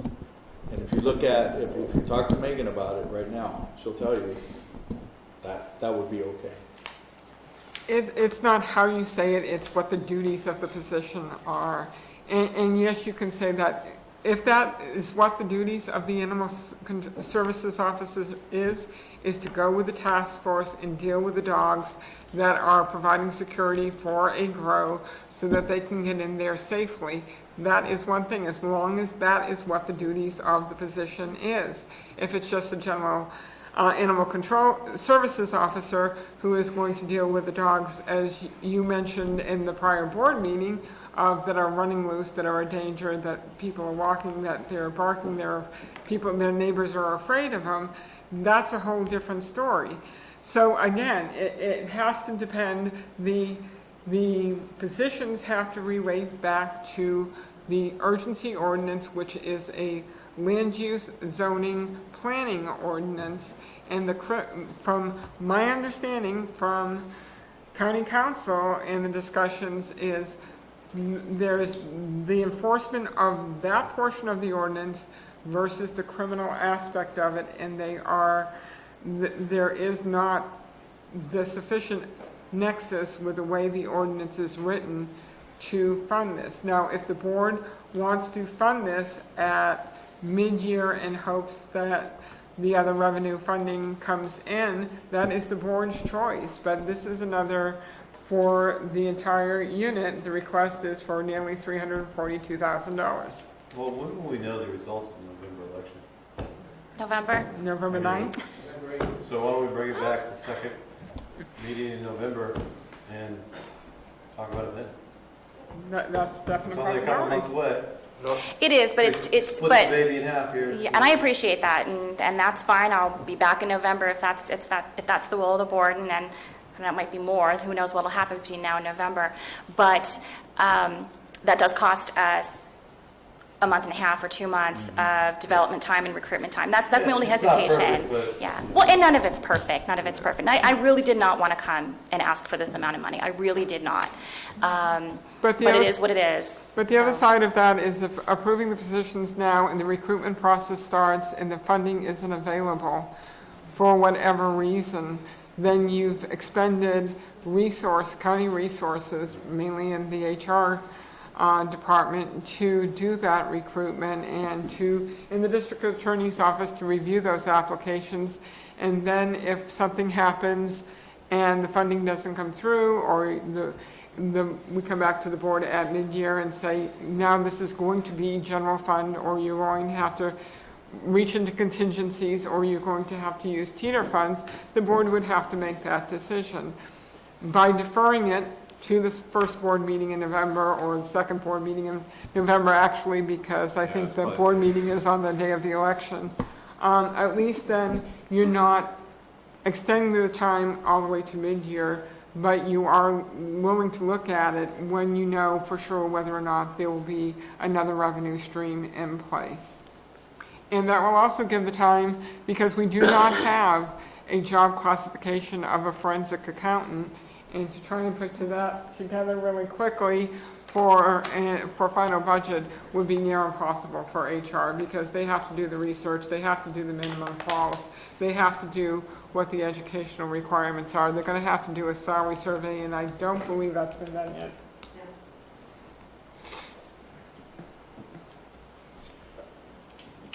All right, so we're gonna wait till November then? That would be my recommendation. There are just many unknowns with what's going to happen in November with the election. I just find too, and I know like on the Butte fire, when we take a look at some of these positions, and forensic accountant, it's one of them, it's a contract that we're taking a look at. Would that work in this case versus an employee? I was unaware that there was something already under the works, so does that mean someone's already done some work, or has No, for contacted a another forensic kind of- accountant? Oh, okay. Another kind of project. Yeah, but it would be interesting, I'm sorry. That's It would okay. be interesting between now and then, or maybe in the most recent past to see if there is any chargeable criminal offenses that could be handled by your office due to the enforcement of the urgency ordinance. Maybe you and the sheriff could do a little get-together and give us some numbers if we do, if we have. I'm lost in that battle between administrative law and criminal law. And I understand your position. And that, giving our set of circumstances, I have to agree with CA O'Ryan. Is it a criminal law or is it an administrative judge law? AGL. In other words, can you go to jail or can you get fined for it? Can I clarify? Please. I'd really like to simplify this. The ordinance says that the fees are to cover the cost of administering and implementing and enforcing this chapter. See, we're civil lawyers, we're not criminal lawyers. We don't even like criminal law. We don't like what they do. See, so I already figured that one out. so And to wear both hats. So what we're saying is that this is easy to fix. You can fix this, but just don't do it now. Because the one thing we're also risk managers. That's what we do. We manage risk. And we're telling you at this point in time, you don't want to change this. Because then it's like poking a finger in the dam. And you might open yourself up to a taxpayer suit. So just, trust me, just wait till November. And your ordinance even says that you can revisit that whole issue. That's what it says, that within 12 months you can revisit the issue of either increasing the fees or changing the language even. So if that's what you want to do, you can do it, but don't do it right now. Because right now, those fees are purely for covering costs under that chapter, which is the zoning code chapter, which is civil, not criminal. Look at it this way. This is just glorified code enforcement. This whole chapter is nothing but glorified code enforcement. Code enforcement, right now, chapter 8.06, they could decide to refer the case to criminal law, but they don't do that. They usually end up going through civil administrative process. Usually they don't ask for an internal appeal, so it ends up with the board, and the board gives code enforcement the authority to go abate and recover your costs and lien it if necessary. That's all civil. That's not criminal. And so this whole emergency ordinance is just glorified code enforcement. We can change the language to placate everybody's needs, but risk management-wise, we don't want to do that right now. All right. I mean, So the question that I have is then, for us to fulfill the obligation of enforcement, then Barbara is, the DA's office is going to need some resources to be able to go after the criminal side of it. So you have, for instance, we have the civil side says these folks are legitimate. They're in the program. These folks are obviously not, right? Would that make it then? I think we should. The people who are not, I'm sorry, the people who are not are only in violation of the ordinance. And that's just a misdemeanor and that's it. It's a very low level misdemeanor. What I'd like to do is do the other stuff. Let's bring it back in So. November so we can fund it or change the ordinance to fund it. Or not fund it. But we shouldn't fund it right now and find a budget. Because it's just, I would I have a agree. tendency to agree that let's Okay, not so, spend it right now. and just so we're clear, what's going to happen is that I will continue to use the partnership I have with CDAA. I will task them with continuing to help us out with the environmental crimes that we do receive. They currently have 8 cases. We just got 11 more today. And that's 11 not more today? 11 more today. And I'm not sure what the meat of those cases are. And what happens is we get through investigation and then we work together. We decide what happened, what can we prove? Is there more out there? Do we want to bring in some more resources? Is this something that's better to go civilly or go criminally? And we look at what's the exposure. You know, is the exposure anything significant criminally? Does this person have a bad record? Or is really the bigger exposure the fines and the enhancements that we can put on based on the conduct. We make those decisions and then we go forward. We will do that with CDA to the extent that we can, but as I said, it's a shared resource with 7 other counties. It's only going to go so far.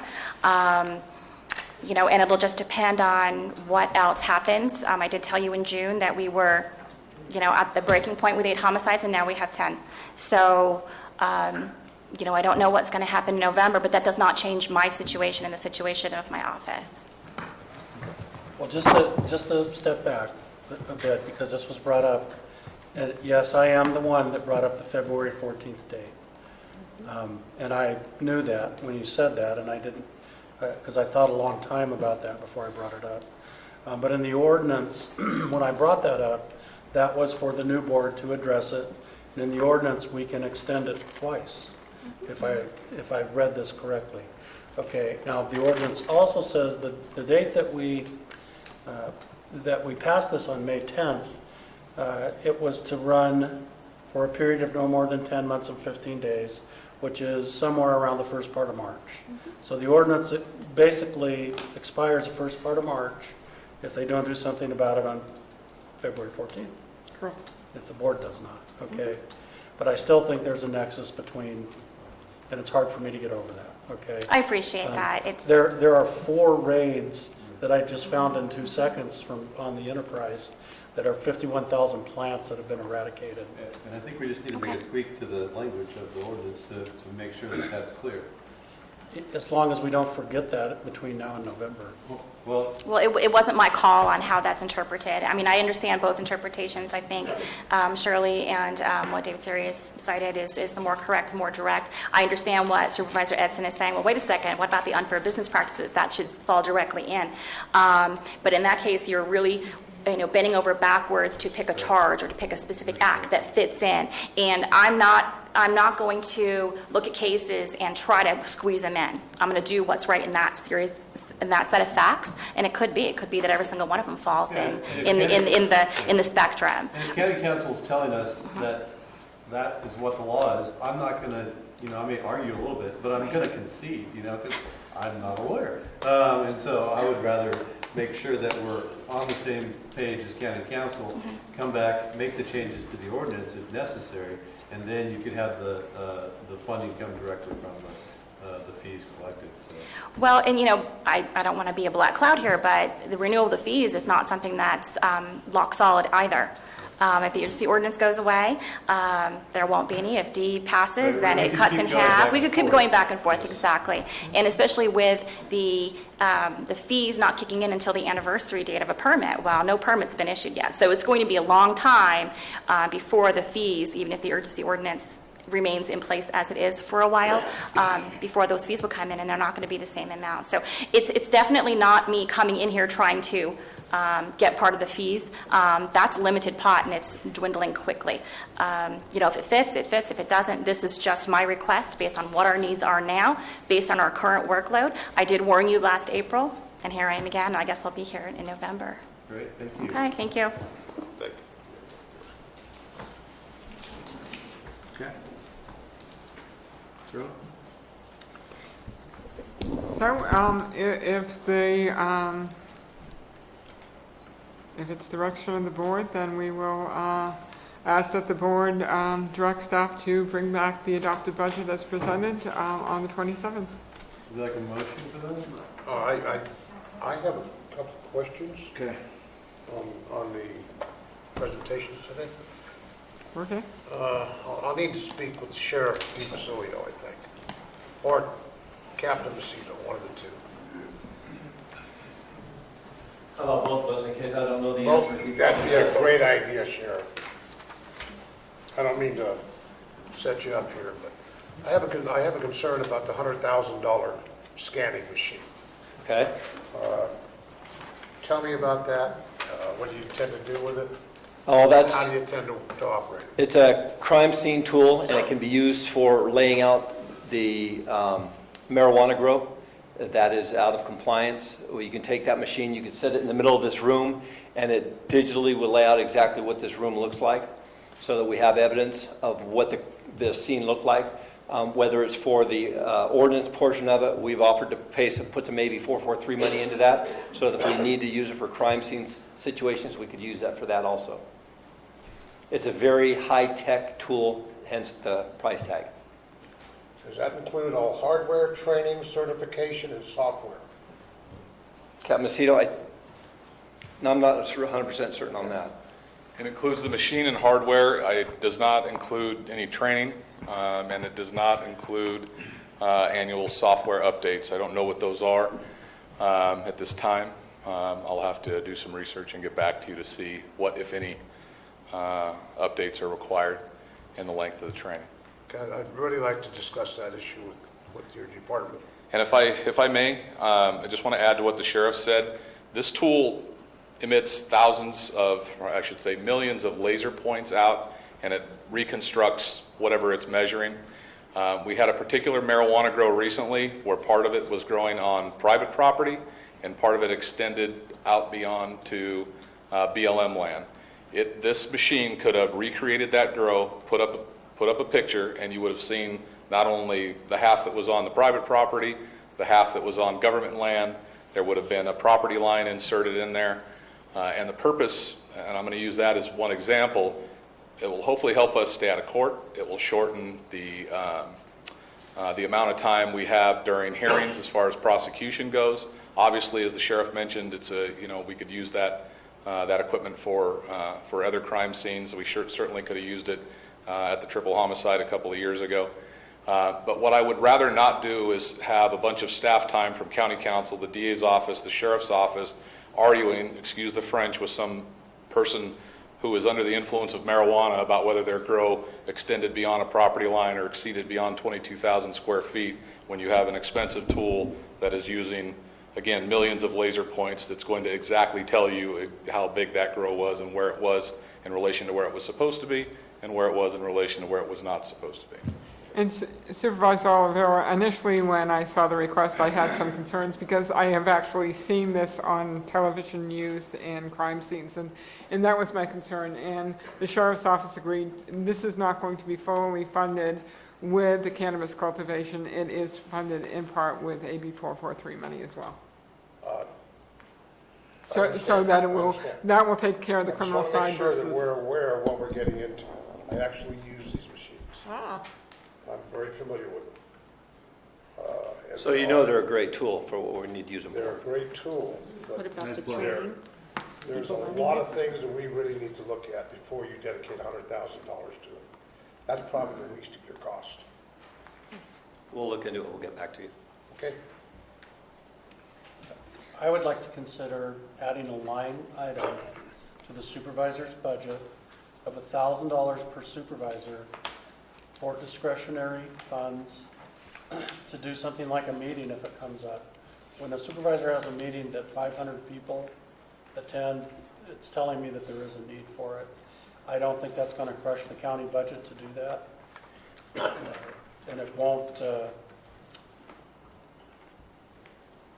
discourage the supervisor from holding a meeting if it comes to it. As it is, someone like myself has a travel budget that I've never used except for when I was sent to the CSAC meeting. Yeah, so we have money we're not even using there anyway. But I would like to see that when we come back. It's not a lot of money, but might have a big impact. Sure. And the rest of the board? Supervisor Kearney happy, that's great. Well, I'll spend it all before Garamendi gets in office. I hear two. Is there a third? Hey, if he's got a need, go for it, Chris. That's all I got to tell you. I would concur, only because I see a great need for it. And living proof, I guess. I didn't expect that to be a response, but we do have tree mortality coming up, and it's on everybody's radar. We got a lot of things coming up, and I think it's a way that we can get in touch with the people in this county that don't have time to watch our board meetings and get their input. Okay, so I just want to be clear, since we have 3 votes, $1,000 for each supervisor for the use of town hall meetings. We did have a bit of a discussion regarding a board item, I believe it was either the last meeting or the meeting before, Do you want any policies or procedures in place of how or when? Or do you want to leave it at, strictly at the discretion of each supervisor? How much money are you going to spend on writing up the policy? I would Well- say discretionary. Discretionary, but I just wanted to make sure I understood clearly Not for what the campaign direction of the reasons. board Yeah. was, so we don't come back and say, no, that's not what we meant. I think writing a policy just makes it way too complicated. If we're responsible enough to get to this position, we should be responsible enough to use it appropriately. Okay, I just wanted to be clear because we did have that discussion I with the thank you board for your before. clarity. Okay. So, one thing I did not notice on there was the OES director position. That is correct. It was the direction of the board to allow the sheriff's department to do further research and come back to the board with recommendations at the end of October at the earliest, and maybe as late as the first meeting in November. And I'm not really comfortable with late October. I'm more comfortable with early October. Again, I am just reiterating what the direction of the board was at the special meeting on September 6th. I thought it was the first week in October. It was the second week in October. Second week? The second board meeting in October, pardon me. Later October, early November. That's kind of what I remember. I'd have to look at the minutes. Yeah, I'll be looking at them. Okay. Look away. But still, even if that's the case, there's still no funding for it, whatever way it turns out. That's correct. Once those recommendations in place, then we can discuss the funding and whether you want to, I fully expect they're going to come back with what they feel will be the best recommendation for fully implementing, and I think it will have to be a phased-in approach. But again, until we have that information and those associated costs, there's no reason to put the funding in a budget for something we don't know yet what's going to cost. Well, kind of disagree with that, so. Okay, well, if you want to put funding in for something into the OES department, and let me know how much you want, and if two board members agree with you, we certainly can do Kind that. of the way, why I wanted to do it the first week of October so that we could figure that stuff out. I mean, we were supposed to do this back in June, and I understand the reasons why you didn't. That's fine, I understand that. But, you know, this is kind of an important position for this county. I don't disagree with you, Supervisor Edson. It is very important, but it's very important that whatever the structure of OES it looks like, it really works for the county, and that is why the Sheriff's Office needs the time to do that research. As Captain Macedo said, they are talking to other counties who deal with fires on a regular basis, especially down in Southern California, and as well as small and neighboring counties. And with that, it takes a little bit of time, especially given everything that's going on right now regarding the cannabis cultivation. So I got a question on the existing director of OES. That's a position in the sheriff's office he's basically has the duties of that, but none of the pay. Is that kind of what's going on? The sheriff office has overseen OES. The current structure is a part, I believe it's 50% lieutenant, 50% sergeant, and a sheriff's service tech. And they are, that is what consists of the OES division of the sheriff's department, but it is under the auspices of the sheriff. You know, I hate to do this, but I do kind of agree with Cliff here. What is today's date? Yeah, exactly. It's not that where the OES director is going to reside. I mean, I don't want to have that discussion right now, but I do think we need a fully funded OES director in the county somewhere for the upcoming budget. So if it would be possible, and maybe it's not possible, to look at like some of the salary ranges for that and put that into the final budget.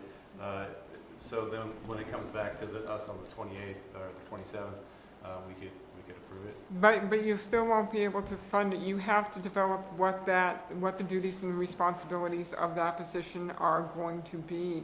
And how, I mean, we can put the funding in, but you still have to develop the classification, the salary range. There's a lot more to it than just putting the money in the budget. Unless the sheriff's office feels differently, the recommendation was, in the direction of the board, was on September 6th to give them the opportunity to do the research and come back to the board with their Right, but that recommendation. doesn't, see, the That's one for does the not, structure. one doesn't really exclude the other from happening, right? I mean, that way, I just want to make sure that we're making, you know, because we all recognize the importance of the position, and we have, I think, a debate over where exactly we want it, you know, but we do recognize the importance of it, so why don't we go ahead and put it, recognizing that importance, put it into the budget so we know that it will, if we can find out kind of a rough cost of what other OES directors are paid, at least put that into the budget there in the next 2 weeks. But then the question is it going to be a sworn or a non-sworn personnel? Right, and But that is a question for process or that sort of thing. The idea is to budget that position for a full-time, so when we get to the next step, when we start applying that position, then we have it budgeted now. Otherwise, we won't. But when the sheriff comes back with the recommendations, they will come back with recommendations of the positions, the cost of those positions, and the funding of the positions, and the board can take action at that time to add the funding to the budget. We can put in $150,000 in the sheriff OES budget, but until we have an allocated position, that really doesn't mean anything. I see your point. It doesn't really speed things up. Well, I think we have to That's know. not surprising. Yeah, I see us putting the cart before the horse. I think we, last meeting, directed the sheriff's department, they want to come back and, you know, maybe it's this first part of October, but at some point, come back to the board with this full explanation of what OES looks like, whether it's going to be housed in the sheriff or admin or environmental health or the cannabis organization. Whether or not we want to fund it, you know, by 2 FTEs or 1.5 or 5.0. I mean, there's just so much that goes into it. I just would hate to put in a chunk of change and then have to revise all that. Yeah, and I guess I mean, in fairness to the sheriff, we didn't give them much of a chance to go out and explore and come back with the full plan. I mean, we keep cutting their dates off, and I know their plate is full. I'll tell you right now that we will be, the first week of October, we're going to be doing some visiting with other counties. So it's going to take time to put this together, like you said. But just so you know, we do have some places that we're going to be going the 1st of October. All right, so here we are. We have part-time lieutenant, part-time sergeant. So we have a fragmented OES right now. The fragmented since 2008. And we lived that. And I don't want to live it again. We need a fully funded OES director to manage the event when it comes, period. That's how I feel about it. There were too many things that went on that made it a little bit challenging. So we can talk about how it's going to be structured and all of that throughout the rest of the year. I don't care. We can, as long as we have somebody or a position filled full-time right now for the next event. We just went through a partial event over here, and everybody was struggling because they were busy. Everybody was busy responding to it. And so, I don't know how much more clear I can be on this. Maybe I'm all by myself on this, but that wouldn't surprise me, in a bit. I just don't want to have to put people in jeopardy again, like we did the last time. Don't want it to happen anymore. And you guys are busy as heck, man. Period. When you get an event like that, you're out in the field, and you know the position then becomes inundated with the response. So, If I may, as the sheriff mentioned, we have plans to visit 2 counties the first week of October, and we're working. I got a call when I was in the room today to try and schedule with a third county. If an event were to happen today, the county would be fine. The OES lieutenant and the OES sergeant are well trained and well versed in managing emergencies, as well as the sheriff and myself. Yes, OES is nowhere near as robust as it once was. This was a calculated decision to go in October. We had a meeting about it, and we felt a little concerned about the entire OES staff being gone during fire season, so we waited. Generally, the weather starts to turn towards the end of October. I realize that doesn't work well with your timeline, Supervisor Edson, and we would like to work within your timeline. But it's also taken a difficult turn trying to get everybody's schedule organized so that we can meet, not just our own internal office schedules, but yeah, there's some the other counties are also in the middle of fire season, and we're having a hard time getting their schedule squared away, which we did finalize with 2 of the counties I'm more interested in seeing. And as I mentioned before, we will probably bring back 2 or 3 different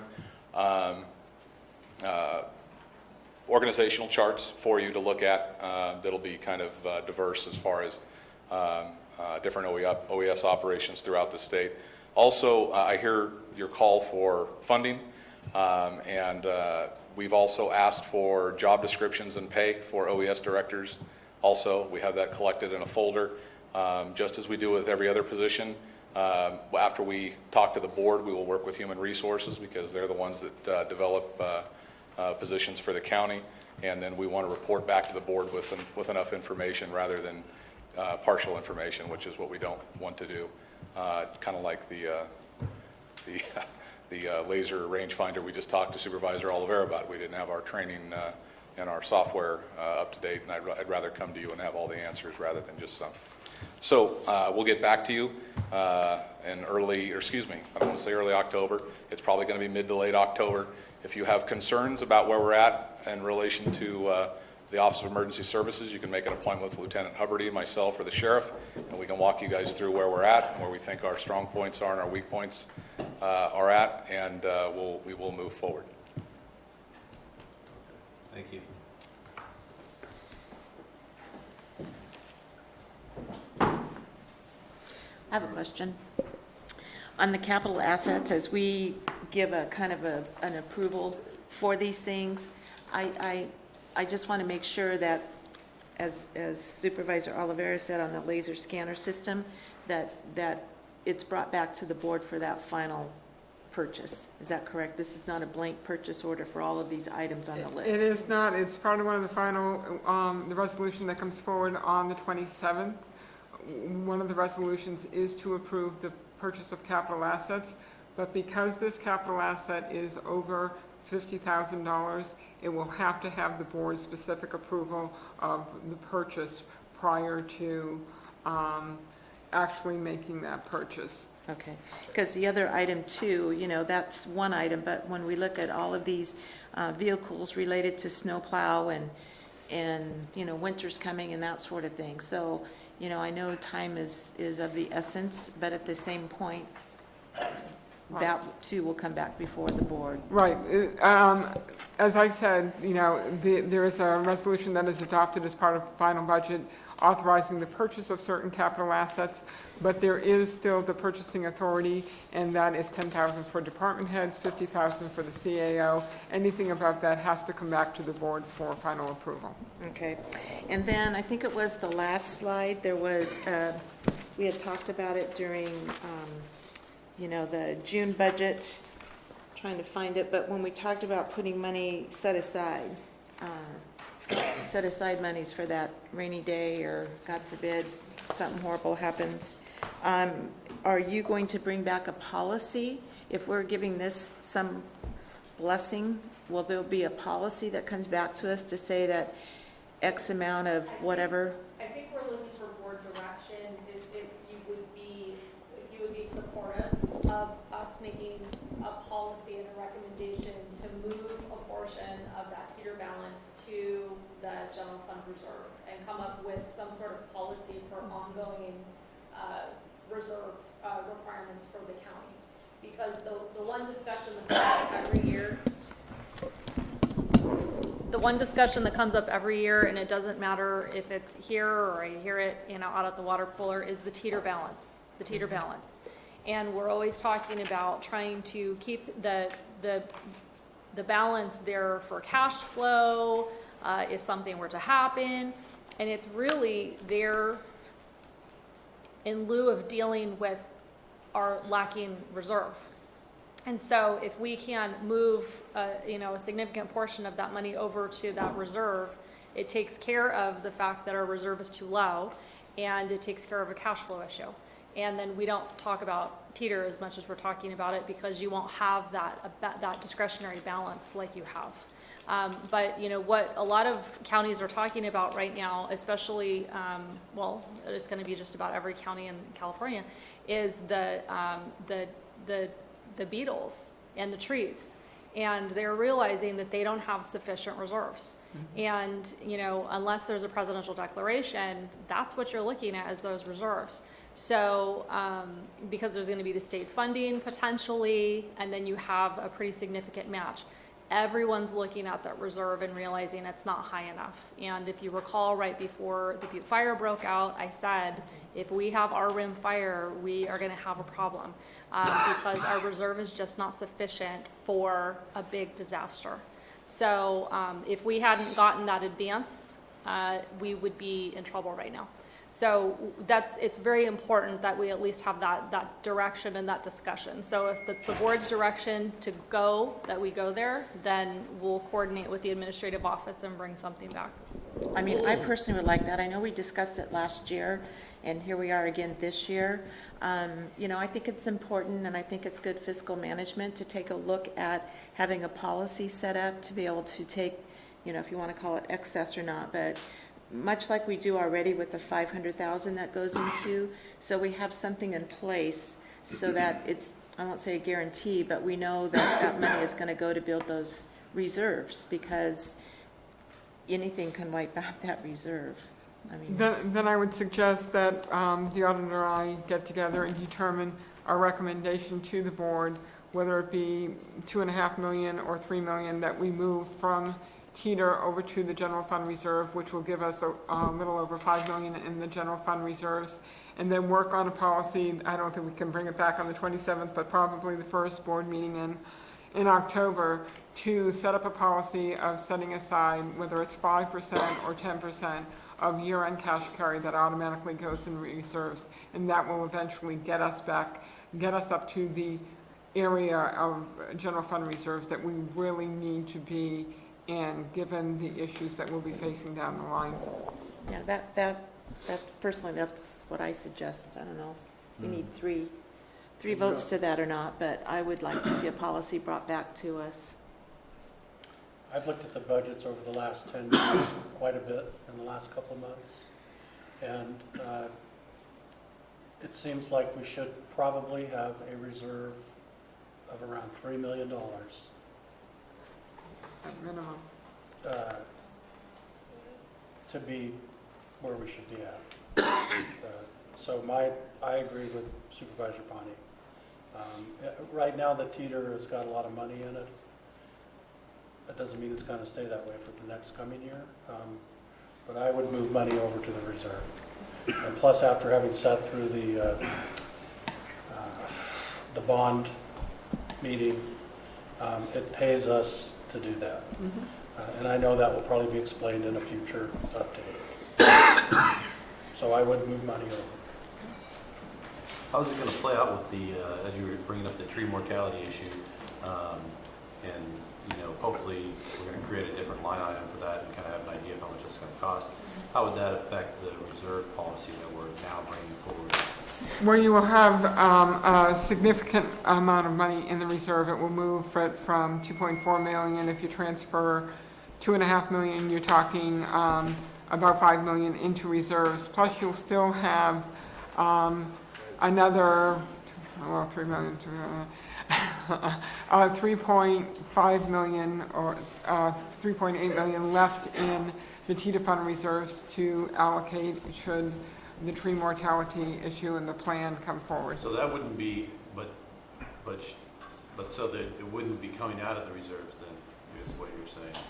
That would be in addition, if we allocate a certain amount of money to deal with the tree mortality, and then it turns out, well, actually we miscalculated, it's gonna cost another 500,000 in emergency funds, that's when it would. If there's an emergency, you've got a buffer there. But the other reason to have it is for cash flow, because if we were to get funding, it doesn't necessarily mean that we're going to get the funding for, I mean, it'll be really curious to see what the turnaround's going to be once we start removing the hazardous trees from the fire, how long it's going to take us to actually see those funds. So the reason for the cash flow and the larger reserve is two things. Number one, if there is a local state of emergency where you actually have to use, let's say we didn't have a teeter fund. There are some counties, they don't have teeter funds. So they actually have to draw money out of their reserve, a portion out of their reserve. And in addition, it's there for cash flow. So ultimately, that's kind of where I see us going, is that we're going to have kind of higher reserves that'll be significant, that are there for two reasons: cash flow and to actually be used when there is a true emergency. And now, is there a difference in like the, how we can access those money as a board? Like a 4/5 or 3/5 or whatever? Well, it takes a declaration of an emergency, or you can take action at a budget. So the tree mortality, the declaration of emergency, we've already declared. So that money would, on a regular board meeting, be able to then allocate money out of that reserve fund into that to take action on that emergency. How much did we use for the Butte Fire?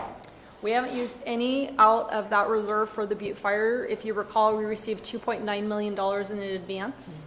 And then we have not expended all of those advance dollars. However, the tree project alone, based on what Kravitz said this morning, is moving from a $12 million to a $15 million project. If we had done that project, I would be sweating a little bit, because we don't have $15 million. We didn't have to do the project. No. Well, we're going to have to do the project. Well, we're going to do the project. But we didn't have to pay for it. We didn't have to pay for it yet.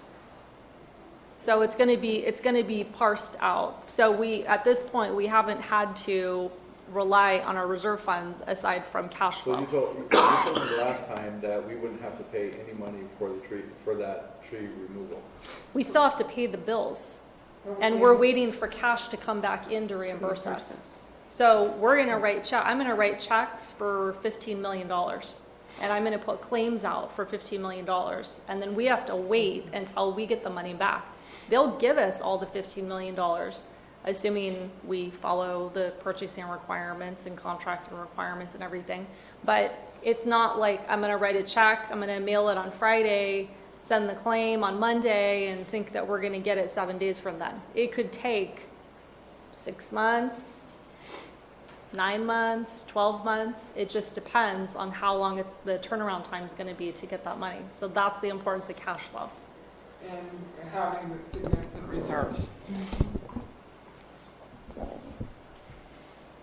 I mean, we're just fortunate we got the advance, Yes, we are. because we would have been really cash strapped for the county, as well as many districts that are dependent upon us to have those funds. I don't think people realize that cash advance and how much it saved us. That's very true. So do we have direction from 3 board members to transfer money from teeter to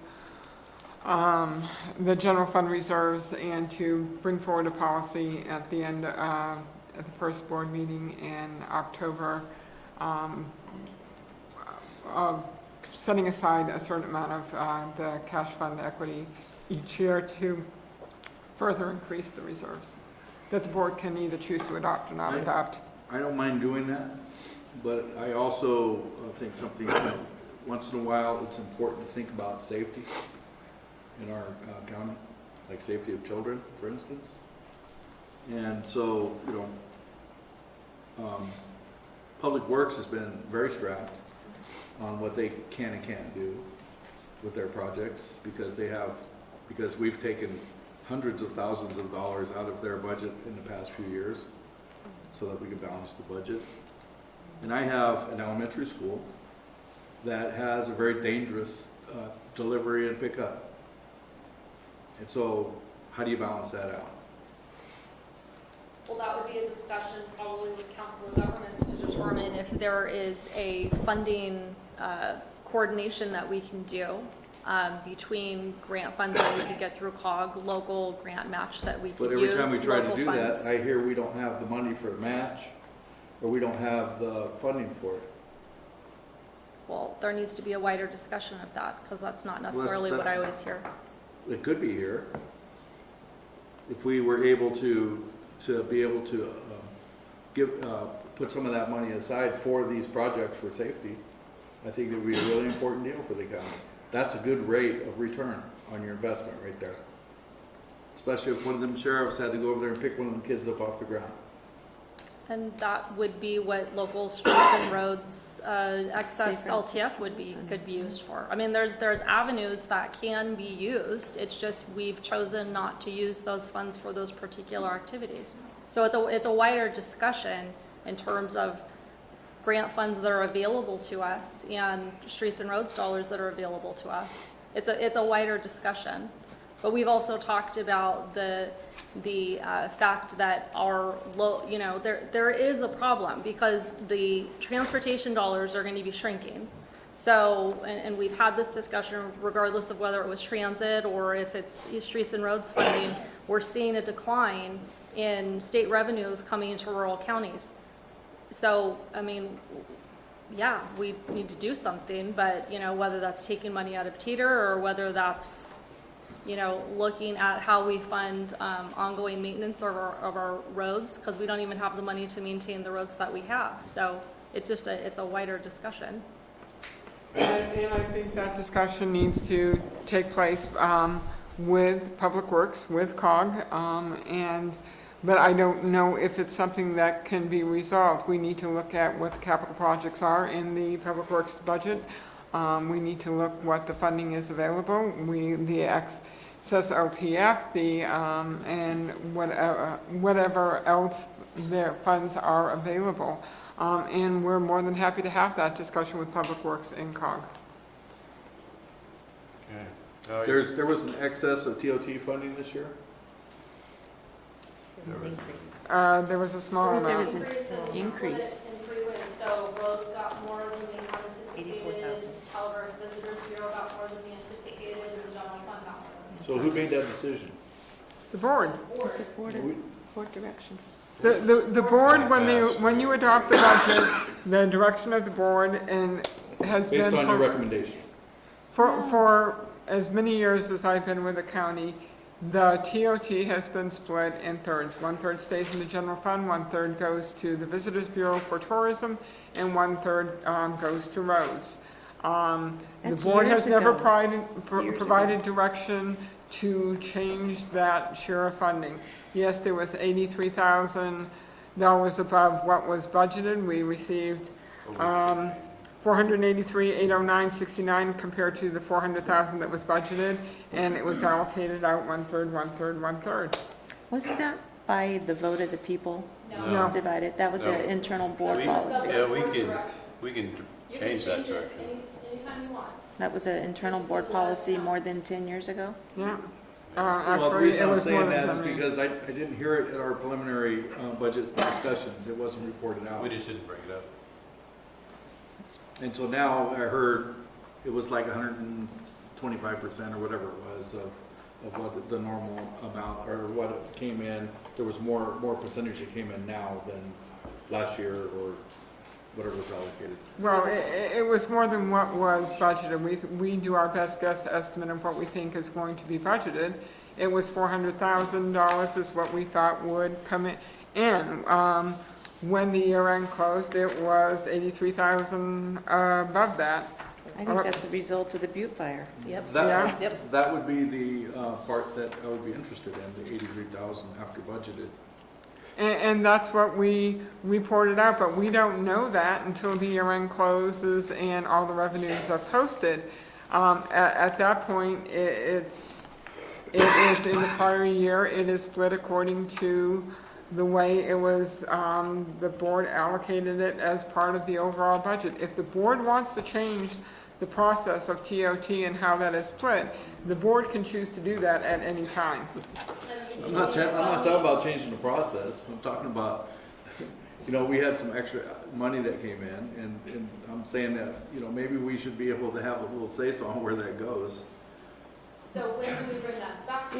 Yeah. You give me a direction based on the final budget, recommended in final budget, how these funds are gonna be split. The CVB, the Calvert Visitors Bureau, they count on that 1/3.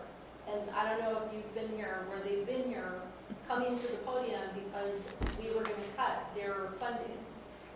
Or, because the road department was gonna have part of their funding cut because we were taking reductions because of a loss in overall revenue. But that has been the direction of the board. So it's through, I'm posting revenues honestly into July, potentially backdating them for June. So that, are you expecting us to come back to the board right before I close to say we received additional property tax revenue, additional sales tax revenue, additional TOT? I'm just going by what was reported. Well, it happens all over the place. It happens, revenues, ebb and flow. So at any given time, in any part of the general fund budget, some of the revenues are going to be higher and some of the revenues are going to be lower. So, I look at it from an aggregate So what is perspective. TOT? Higher or lower?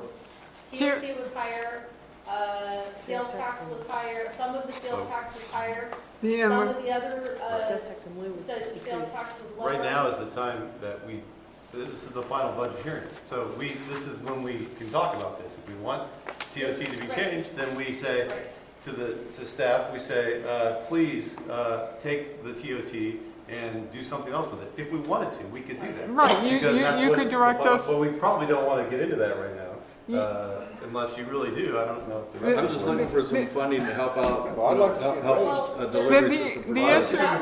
issue, So that additional eighty, whatever $1,000 goes into the cash carry number of the $3,035,000. So when you start pulling away those additional pieces of revenue, So it's 2/3. those all go into that ending number, that $3,035,000. So it's not like it just gets sucked up and goes, somewhere. It goes into that cash carry number, which is then building onto your 16-17 budget.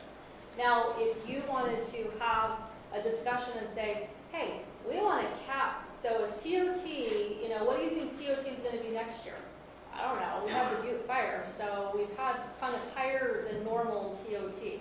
But, if you said, well, we want to make a decision as a board that we're going to cap the 1/3, 1/3, 1/3 to 400,000, and anything over the 400,000 is going to go to roads. You can do that, and you can say that, and you just need 3 people to do that, and then I know that. But it happens all over the budget, where you're going to find, your revenue ended up coming in higher, this one ended up coming in lower, there were savings in this budget because they didn't fill their position, or they had someone retired. It's all these things happen all over the budget. And the ending result is $3,035,000 in cash carry. but then you will also have to provide direction that if TOT doesn't come in as budgeted, does it still just stay the 1/3, 1/3, 1/3? And Rebecca's right, we can only do our best guess estimates. I mean, we knew, yes, sales tax came in a little bit higher, so that rolled into the cash carry. The sales tax in lieu came in almost $400,000 less than what was budgeted, which we knew was a possibility because we didn't know when the state was going to make those payments. Prop 172 monies came in less than what was expected. So it's that ebb and flow and balancing, and to try and pick out just that one little revenue stream and say, well, what if we get extra money here, then what should we do with it? Because then you start having to do that, look at every single revenue stream that you have, and then you're parsing out that over, instead of letting it just roll into the cash carry or the fund balance that is used to augment and help balance the next year's budget. Yes, very good. Would you like a motion or direction for the final budget now? I mean, can we move to that stage? Did we for you get guys? 3 on the policy? I think, the general fund? isn't that part of the final recommendation? The, Isn't that in the final recommendation it is, for the whole package? okay. Can we do that, or? But you have to or add you wanna- you have to add the $5,000 that Supervisor Kearney Yes, and including 2 that. other board members recommended. So if everybody's ready. So nothing for the school? I would recommend that you direct staff to work with Public Works and COG to come to look at the issue and bring it back to the board. All right. So I'll make the motion to approve the final budget with the, Well, direct staff to bring back the yes, resolution. that's what I'm doing, directing staff with my motion for the final budget. To include the $5,000 Include that the Supervisor Kearney has recommended, and to include or policy development. Well, that's part of the, yes. What was the other part there, Shirley, about the school? About the what? The school? Directing staff. Direct staff to Public work with Works. Public Works and COG regarding the project for the Valley Springs School. Okay. And to work on a policy, do a transfer from teeter to general fund reserves, and develop a policy and return to the board the first board meeting in October with a policy about transferring a portion of cash carry every year into general fund reserves. So I'm going to second that motion, but we also need to have public comment. We haven't had that yet, have we? Can we take a 5-minute break before we do public comment, please? Yes, why don't we do that? Sure. Thank you.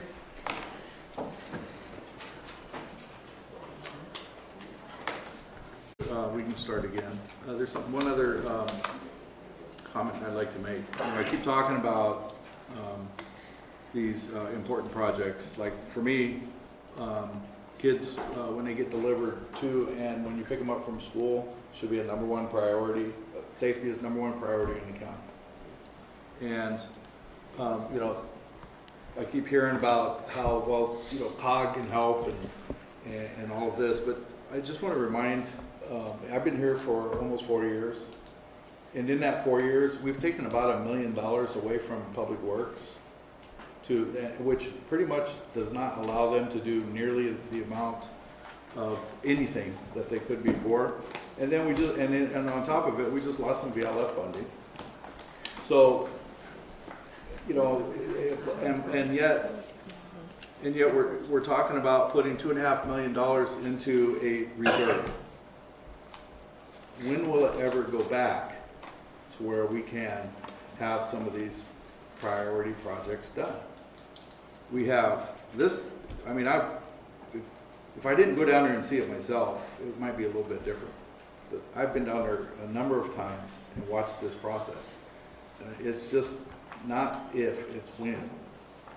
And so I think a better rate of return than sticking something into a reserve is safety and protecting kids. So what is the cost of the product? Don't know yet. So, I mean, how do we even have that discussion? We don't even know the cost of it. Well, if you And stick since it, I've if you been stick here it into, for- I've been in office for 6 years.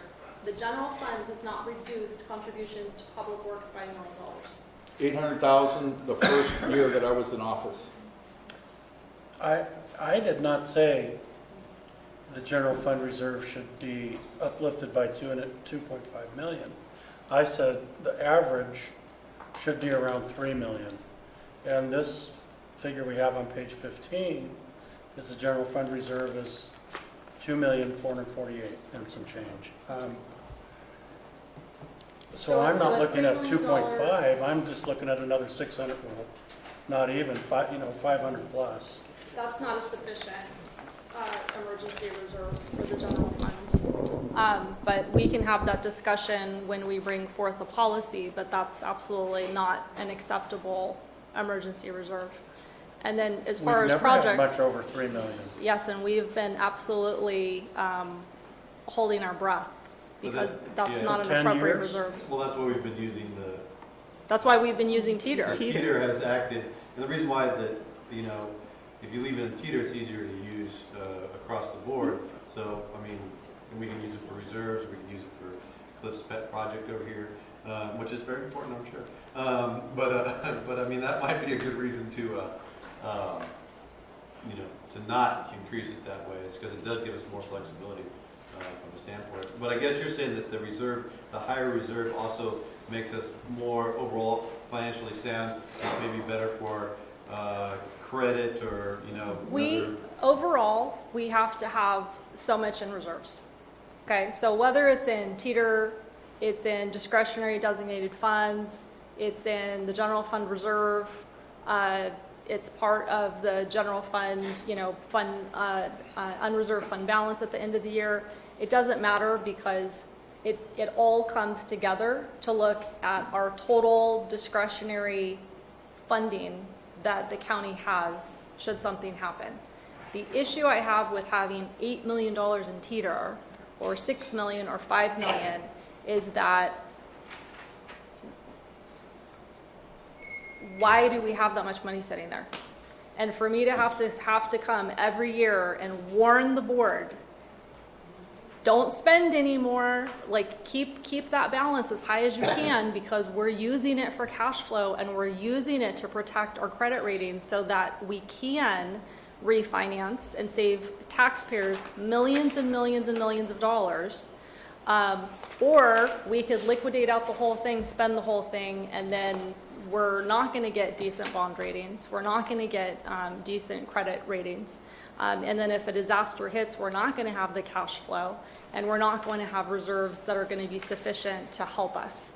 So it's either, we just let it ride the way that it is, and every year we have this conversation and argument over teeter's balance being too high, and we should go use it here or go use it there, or we move a portion over and have a conservative reserve that meets two requirements. One is to have an acceptable reserve, not only for an emergency, but for cash flow. That's all I'm saying. Whether you do it or don't do it, I'm just telling you. and we're fine as long as we don't spend this. And we talked earlier about the general fund reserve, what credit rating agency guidelines suggest, as well as what the GFOA suggests. And really, when you adjust it for appropriations, you're talking 4.3 to 6.4 million, and we're at 2.4. So that's just a reminder of this is what is recommend. Good financing processes is recommending a higher reserve than what we have. All right. I would be willing to go to the, let's see, adjust appropriation. What is the minimal reserve that you need to have your good rating? 4.3? 4.3 to 6.4. Okay. So and then take the remainder and give it to Public Works so they can do their projects. The remainder of teeter to give to Public Works? No, not the remainder of teeter, but you're talking about right now. No? Take a breath. Take a breath, Shirley. Is that because the sheriff left? Is that what it is? I think there was a collective gasp from this table. So, does anybody here? Where's our video camera when you need it? I wouldn't do that. Right behind me. That was on your back, though. Well, that was just a negotiating tool. So could you tell me the history of the LF? The history of VLF? VLF is discretionary money that comes into the general fund. It is now, because of the triple flip, it's tied to property taxes, and it goes up or down according to how property taxes do. At one point in time, and this is many years ago, pre-recession, it was split I believe it was 40-60 with roads getting 40% of it. As that revenue stream went down during the recession, because remember, our property tax rolls dropped over the course of 3 years, 25%. The VLF revenue also dropped 25%. Hence, the reduction in VLF funding going to roads. And because our property tax assessment rolls have not returned even close to that 25% increase, they have only increased a total of, 5 and 4 and 1, maybe 7%. We have not seen that return of revenue in VLF. How much was that? How much was what? How much was taken out of the VLF? Well, it was split 60-40, so, so while Public Works part was completely, stripped, the general fund lost the lion's share of it. So the question at that point was, do we lay people off in the general fund, or do we reduce the amount to Public Works? And the board made the decision to save personnel in the general fund, which mainly was law enforcement. Good decision. And that's what we did. Good decision. So When was that? In 2000? that was in 2009. 9. So between 2007 and 2012, We haven't Sheriff seen lost it. $2 million. We haven't seen it go up that much. All right, so we haven't seen it go up that much, but we do have this extra teeter money, which we do want to put into some reserve. I mean, I think everybody agrees with that. But there could be something there for our projects for safety. And I thought the direction of the board was to have that greater discussion with Public Works and come back to the board with a recommendation for the project that you're concerned It's about. not just my project, there's other projects too. I'm sure that every one of these supervisors have projects. And a lot of it has to do with be able to have that seed money or that money so that they can go after the certain projects or maybe deliver. That would be really great. And so, I know that we've taken in the past 4 years, I know for sure, 1 year we took $800,000 away from them, right? That's a big hit on our roads. And that was the year when we saw drastic reductions in the VLF, because remember, when we lost 25% of the assessed value, we lost $4 million to the general fund in a single year. And that continued year after year because of the assessment rolls have not returned. They haven't even returned halfway to what they were at that time. So when we were looking at how to continue to fund, the highest priority to the board, and yes, the Sheriff's Office took reductions, as every department in that a general fund department took reductions, it was because of the loss of a significant amount of revenue to the general fund. And yes, because the VLF money was a discretionary amount of money with a general fund, the board could decide how that would be allocated, and that reduced as well by 25%. Yes, a significant amount of money was taken away from Public Works, as was it reduced out of the general fund. Now, you're talking about taking teeter, and you haven't even mentioned an amount, and we don't know what projects you want to help fund, and that takes a larger discussion with Public Works, looking at what the capital projects are, bringing those capital projects to the board, letting the board decide what is the highest priority for them, and then looking at the funding sources and including a general fund or a TITA contribution. We cannot do that between now and the 27th. We won't be able to do that between now and the end of the year. And in the meantime, things have changed. So Supervisor Edson, if we just take $1 million out of TITA and we throw it into the Public Works, Roads and Bridges Department, you have not said how you want that money spent. Then that frees them up to allocate it to the projects that is important to them. By not bringing that back to the board and letting the board decide what those priorities are, that it really, it may be defeating your purpose of doing the projects that is important to the board. That is why, again, I recommend you let us have that discussion with Public Works and look at those funding sources and come back to the board with a study session and provide direction at that time. That sounds like a good idea. When's that gonna be? October 18th. All right, moving on. Can we have a motion? And We have I have a one. motion. But We need public comment? comment. Well, I think we should probably though, I mean, I'm not against putting some teeter fund into our reserves. I'm not against that, right? And I'm not asking for $1 million, okay? I was using a round number. I know, that was a big round number. I know. Okay. So Well, I mean, after it made the it sound after- really bad. After the heart attack you gave me when you were saying putting the rest of it in, I just, bargaining chip. That's like 200 grand a district. So it's not, I would settle for 150 per but I, district, you know, okay? I want to hear from Public Works. I mean, we all have priorities in our Road building particular by district. areas. So, I mean, to say we want to put money here, it's like, we need to have a plan. I We agree. need to have a roadmap. I agree, Supervisor Barney. They have a We should be plan. transferring They have a it. list of priority projects right now. So I do have a But motion. your on- school I have a project is motion- not on there. I have a motion Well, yes, on it the, is. I have a motion on the table here, on the floor, but what I'm going to do is withdraw that motion because I would like to modify it a little bit. But first, I think we should have, it's all right with the chair, public ahead. comment. Public comment, please.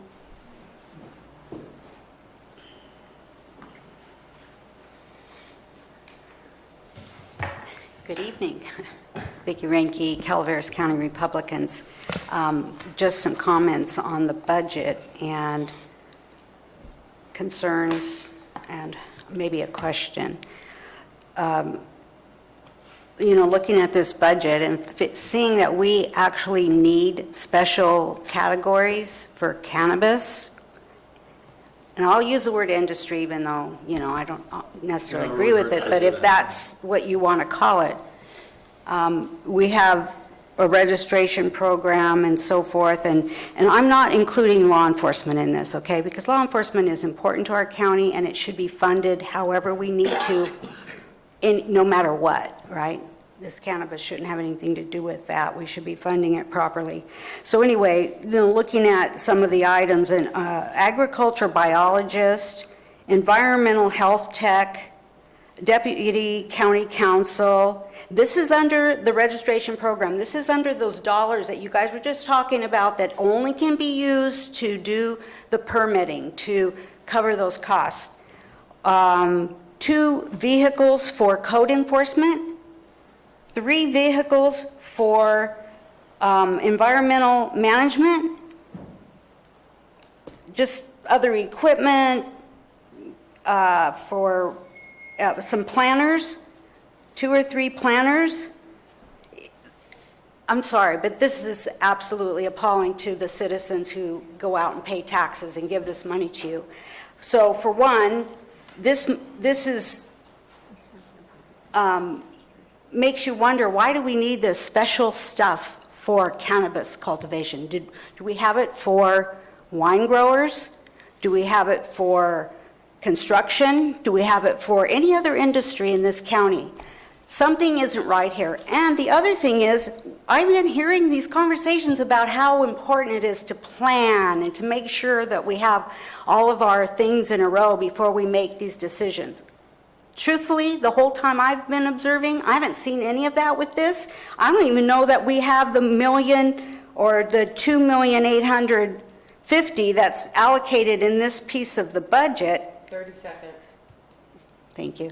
So that's kind of my comment. So my question is to you guys as Board of Supervisors, you need to answer to the public why this is going on, why there's been no planning, why we are haphazardly just allowing this industry to continue before permits are being given to these growers. So I guess this is just upsetting to me as a citizen, and I know that this is something that the Republicans are concerned about because it has to do with common sense budgeting and making sure our tax dollars are spent properly. So, thank you. Okay, I just want to address, we have taken in $3.7 million in registration fees. This is strictly from the people who have applied for permits to be cultivators in the cannabis industry.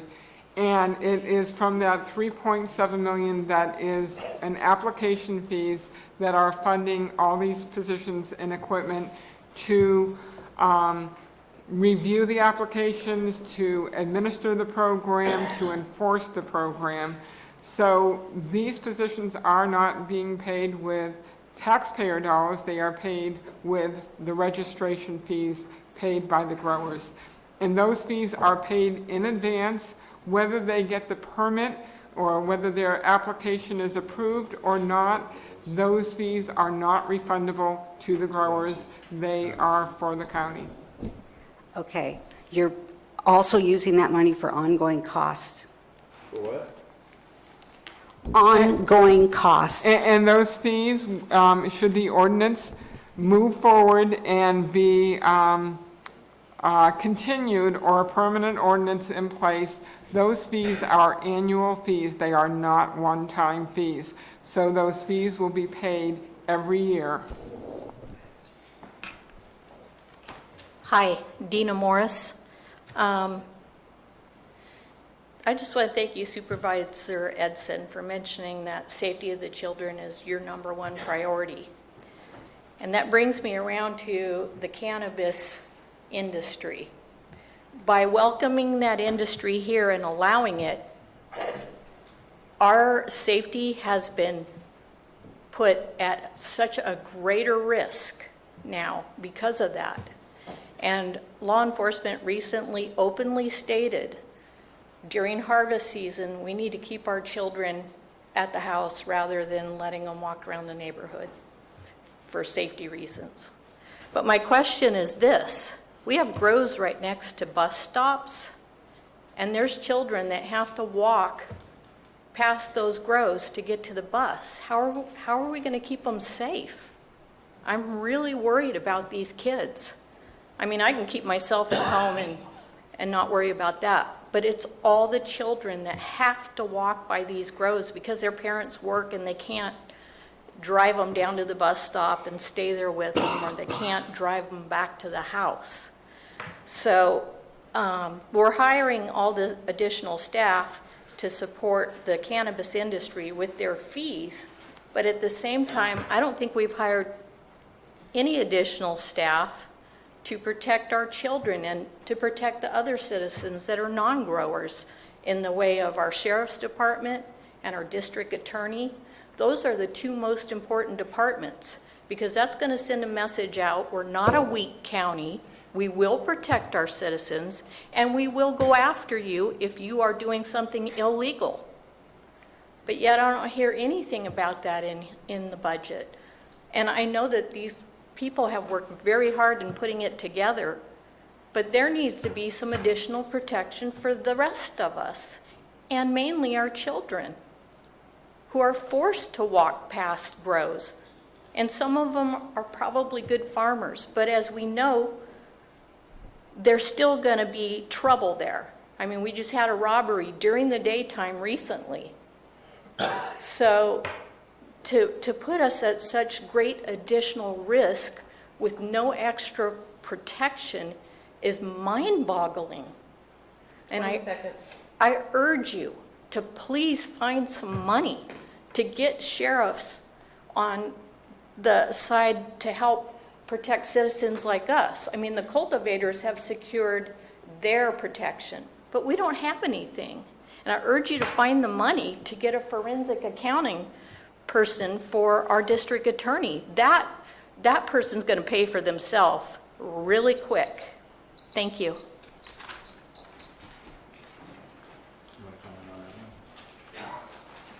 Actually, Susan Morse, Angels Camp, actually most of what the two other ladies mentioned covers pretty much what I wanted to say, but I wanted to emphasize again that I think it's your mission, and I know the duties of the sheriff. Your mission is to have a safe community.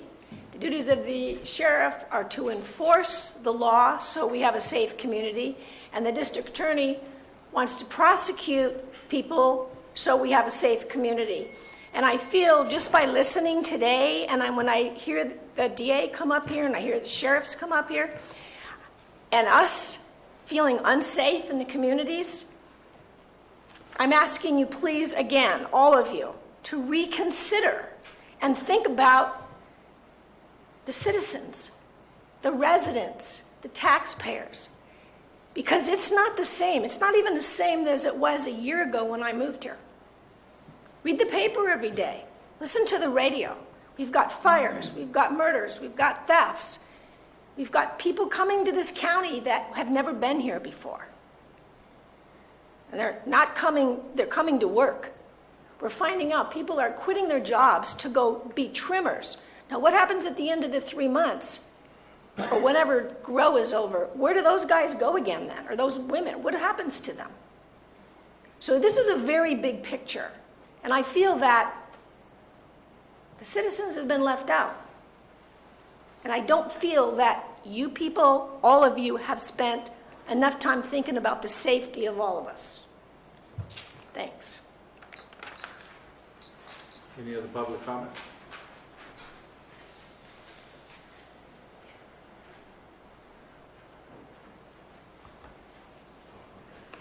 I'm Bob Fulton from Angels Camp. I've been listening to a lot of this, getting kind of upset about the whole thing. I'm a lawyer, but I'm not here appearing as a lawyer. We've heard money dealt with here, $2 million, $20 million here. It's kicked around, well, maybe another 2,000 might be good here. I want you people to understand that in this budget negotiation, the only people at the table representing the taxpayers are you guys. And every single dollar you're talking about was earned and worked for by some poor bloke out there in the field. And he earned maybe $1, and about 50% of that was taken for various government reasons. Across the board, state, federal, county, we talk about them as if they're different pockets and different money. They aren't. They're all from the taxpayer. Every single penny of it was earned by somebody. And when you distribute it and you think about this, and these pleas go out to you, protect us. Believe it or not, that's the number one job you have. Take care of the kids, take care of the families, and do not kowtow to bureaucrats, marijuana growers, by the way, even to the use of the term cannabis that they love to throw around because it doesn't have a negative connotation to it. Those dollars are important to every single one of those families who have to give up something to either put it into their, quote, reserves. Notice where a bunch of your money came from. We call that savings. But it was used to, quote, balance the budget. Come on, guys. Do your duty. Thank you. Any other public comments? Okay. I think the Teeter Fund is generally this mysterious fund, and very few people understand what it is. And you're shaking your head yes because you know I'm right. Okay. Some counties don't have a Teeter Fund. I can't tell you which ones, but I also know you're right when you said that. When that money comes to the county, it's distributed to the different agencies in that county. And it never goes to this mystical Teeter Fund, which has been around since, if I remember reading when I didn't know what it was, since the 40s, okay? I don't know how long it's been in this. 96? Not in our county, 98 is when I think the first year we teetered. 90s. It got approved In 97, and then it finally got moved on. Well, I'm good with it because basically it's saving money for bad times. But also, when we get done with one of these budget hearings, later I'll read that we spent the kids' inheritance type of a statement when we used it. But the fact is that money is there to be used for things that are needed. I realize some of it should be held back because you have cash flow. You might have a local agency that you're funding pending their funding, which we've talked about at great length. But I mean, I'm all for giving the district attorney her forensic accountant. If that's, maybe we can't afford all three things, but maybe we should get going on that. And if we've got to take it out of that, go for it. I don't believe in making a big bank on taxpayer money, and I never have. I think if it's there, yes, you have to be prudent about some, and I can see taking some over to the contingency fund, but if our teeter fund grew quite a bit this year, and if we've got needs like that, then I think they should be funded. It's been growing, it goes about, we project about $1.4 to $1.5 million annually, and that's what we projected every year that we've had it. We had been transferring in $250,000. I felt like $250,000, given how much we rely on teeter, should be increased to $500,000 per year. So that's the change that was made this last fiscal year, was to up the $250,000 to the $500,000. If you recall, I said, you know, it's really up to you guys. If you guys say, well, $500,000 isn't enough, let's have it be $750,000, then have it be $750,000. My point is that teeter was originally created to set aside a reserve for technology. That was the reason that it was there. Teeter is what funded our financial system. It's what funded our property tax system. And then it just accumulated. So once those two assets were purchased and implemented, the money just accumulated. And it was... well, we also purchased some more IT stuff this year too. Well, I'm saying historically. Yeah. And then that balance accumulated, okay? In 2000 and I took office in 2011, and I realized that teeter was being treated as an agency fund. It wasn't part of the general fund. And I felt that that wasn't properly being accounted for, because it wasn't giving the Board of Supervisors the ability to utilize those funds in the manner that they felt they needed to be utilized. So I made the recommendation to pull that fund into, with the understanding that this is going to be a discussion we're going to have every single year, multiple times throughout the year. Because now, you know, it's like the curtain just got drawn back on this thing. So, you know, I think that the balance is too high to just sit there and not have a plan for it. It also, if you're going to, you know, keep it at $500,000 per year, then, you know, $500,000 is ongoing. The other portion that gets accumulated, those are one-time funds. So we tell you, just beware. So if you're going to fund ongoing expenditures with this balance, I can't guarantee that that money is going to be there, that same amount of money is going to be there the following year. So we just tell you, you know, take it with a grain of salt. Make sure you're funding one-time expenditures, whether it's technology or cars. It doesn't matter.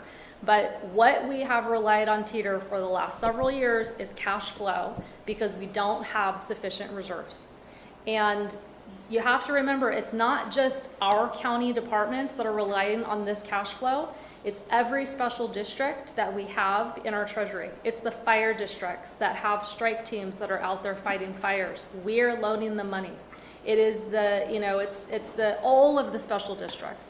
So we're their bank and we are their lending source. And so this is why I am so cautious with making sure I tell the board, just make sure you have sufficient reserves. Because it's not just for our cash flow, it's for the health of our entire county and for the operations all the way across. I have a question. When you said about the money going to the special districts, fire districts, Now, if you took that money from Teeter and put it in the reserves, would you It's still be still able to- cash flow. I can still use You it. can still use it for those purposes? Okay. It's like a bank loan. So, I listened to you the first time I heard you three and a half years ago about using it for funding that is, that would come up again and again, okay? Like a position. Okay? I'm not advocating for that.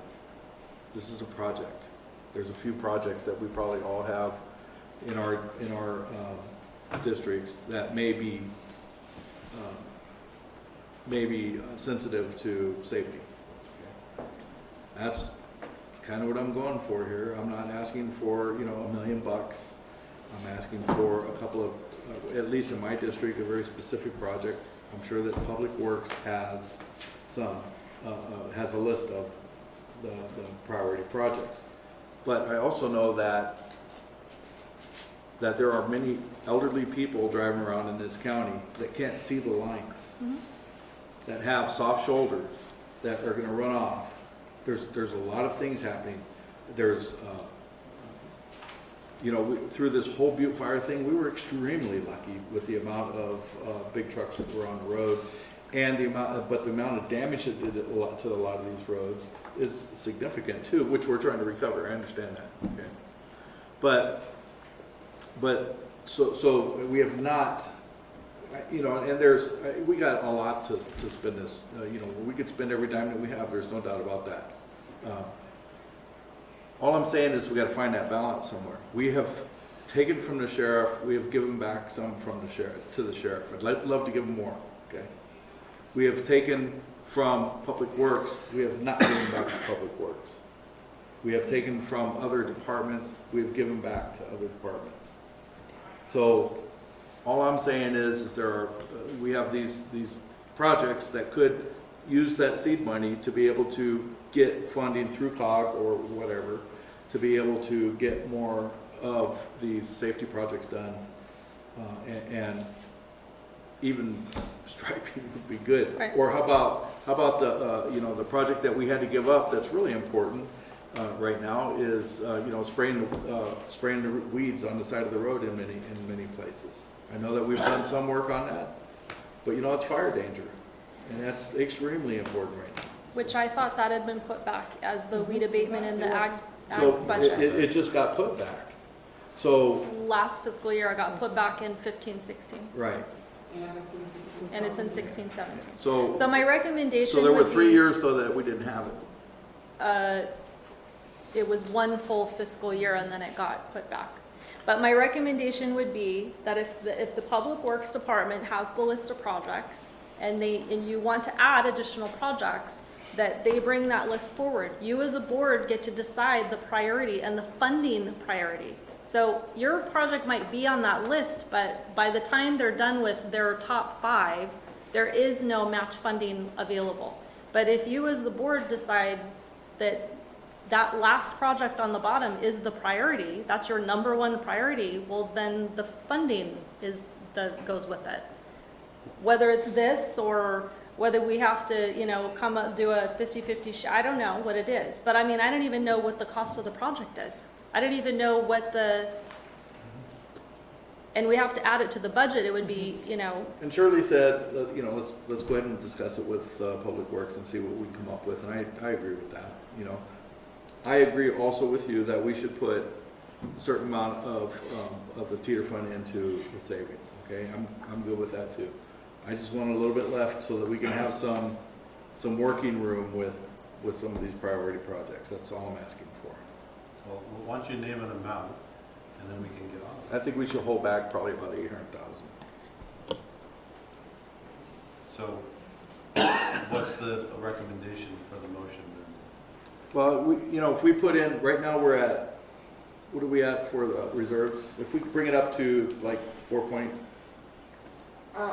I would recommend moving, and I think the auditor agrees with me, either 2.5 or 3 million over to reserves, and that would leave, if you move 3, that leaves 2.8 million in Teeter. If you move 2.5, it would be 3.3. I'm sorry. How about 2? And then we can always put more in later. Sounds too. good. Okay, 2 million, we'll bring back a policy to recommend, an ongoing policy of transparency. I think that's a good idea too, because, maybe we can even up it to 750,000. Right.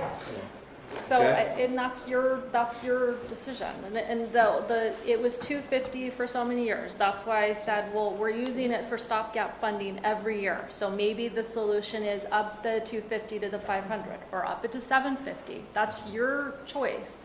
But once it's accumulating, it becomes a one-time funding. So. Right. No, I'm really glad that you actually did that, because that built up our reserves to what it is now. I mean, that's a great thing. And so now we have an opportunity to even do a little bit more with it, and maybe even add that continuous, add to that continuous addition.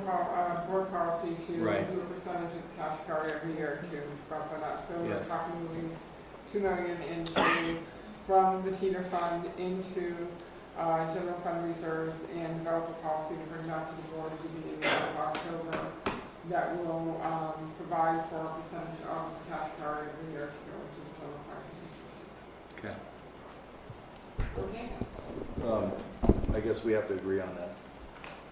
Is that okay with you guys? Well, Yes, I'm agreeable. I just want a policy for future, Yeah. so. we've got a major decision making coming up in November that's going to affect this county. By moving 2 million, you will still have 3.8 million, almost 3.9 million sitting in Teeter that is unallocated. We have access to all those funds, both in the Teeter Well, fund you would anyhow. and the reserve fund. No, not the reserve. Not the reserves. The reserve can only be used in case of emergencies. Well, if it's in case of emergency, Mike, which is the tree mortality. Tree mortality So- is a Tree declared. mortality coming up, and Cash flow. if we have to provide additional law enforcement for the enforcement of the ban, where are we going to get those funds? We don't. You can't tax it, you can't, You would have to take it to the voters to, That's the other side of the conversation that we have to have depending on how. And that is the unknowns that I spoke about in my presentation. That is the great unknown. We don't know what's going to happen. We don't know if Measure D is going to pass. We don't know if Measure C is going to pass. Absolutely. We don't know if the board come February will extend the urgency ordinance. We don't know if there'll be enough signatures to put a ban on the ballot, and I'm not even sure how that would offset if Measure D passed. I'm not, so there are a lot of unknowns, and these positions are funded with the cannabis registration fees. So if the program continues, you have the registration fees to continue to fund these positions. If not, then the board will have to make some decisions based on what happens if there's a ban, or if there's no cultivation tax, or if the urgency ordinance isn't renewed. But we don't have a crystal ball. We don't know what's going to happen. We can only move forward with the best plan that we can have at the time, knowing that we're going to have to adjust when these unknowns become known. so Can we that, make that adjustment Thanks, Tom. after we get some indication of what's going to happen after November? And That's my big fear. Well, that's my concern, but the bigger concern is no matter what happens, we need to have sufficient reserves so that we can deal with emergencies. The tree mortality is a declared emergency, so if go down the line and we need funds to deal with that declared emergency, then that reserve can be accessed. There will still be some money sitting in Teeter, but those are, we're trying to make a sound financial decisions to put us in the best possible position no matter what happens. so those funds are for one-time funding. That's what they should be used for. And they also are used to fund your fire department when it runs out of money before it gets funded. So they get that loan too. And so, you know, there has to be a reserve there. Okay. So we're in agreement then, $2 million from Transfer. Teeter to the reserves. That's a good idea. Come back with a policy of how much we're gonna bring forward each year. A percentage of the cash carry or fund equity balance at year end. That way, if it's a small amount, there's only a small amount that goes into reserves. If there's a larger amount goes into reserves. Yeah. Many counties have that policy. And it's also the direction of the board to work with Public Works and come back with the capital projects and the plan regarding that. There was also direction from the board of adding $5,000 to the supervisor's budget line items for town hall meetings. Discretionary budget. Yeah. We're all in agreement then? It'd be on that? easier just to leave it at that. Okay? Everybody in agreement? But then I'll make that in the form of a motion. So, okay. Second. Okay, so we have a motion by Supervisor Ponte, second by Supervisor Wright. All in favor? Aye. Opposed? No. Okay. Is that Supervisor Kearney? Yes. Thank you. So you can, I guess we already closed the budget now.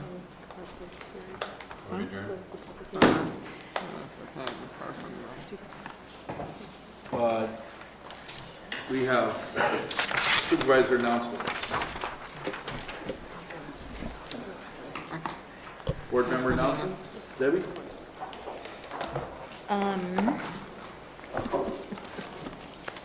No.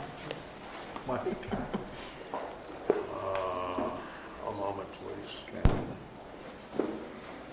I do have a question. Hey, it wasn't three of us, but At our September meeting on the 27th, is it? Are we going to hear an update on the urgency ordinance? Is that scheduled? I believe so. On the 27th, we're going to hear about the urgency ordinance update? Is that Yes. scheduled? Okay. That is scheduled. Our planning director has emails to all the departments. He's going to be taking the lead on that since it is a planning or land use urgency ordinance. Okay. On Tuesday, I was able to spend a 2-hour meeting with GIS and got a very good education on our GIS system, where it stands today, where we want to go with it as far as software and updating, and as it applies to what different type of things we can do. One of those being the marijuana, dimensional issuing, photographs, and understanding the pros and cons of that. I attended the EPOC meeting on the 7th, where we discussed some local Ebbets Pass property owner committee issues, once again dovetailed into our tree problem and our marijuana issues. I did make a presentation at the Rotary Club on the 8th. I was invited to speak there on general issues in District 3. Was able to contact a lot of people, and it was a very informative time for the folks. Unfortunately, we didn't have enough time to really get into it, but we were able to say hi to them. I did have a phone conference with the Governor's Task Force Resource Committee yesterday. The meeting for the General Task Force meeting was canceled due to fires. So, and that's about it. you better hurry up before the lightning gets here. Yeah, I'm scared, I'll tell you, but it's getting worse and worse. Yeah. Steve? I'll pass. I also attended that phone call with Olivera. We do have a task force meeting happening tomorrow morning at 10 a.m. and that's all for now. Okay. I'll just give one. I attended a hearing in Lake County on Friday, and it was with the CPUC Commissioner Sandoval. And I got to listen to the folks over there about their fire, which was, the latest one was 55,000 acres. And all of the issues around communication and watershed and power and everything else that we dealt with in our fire.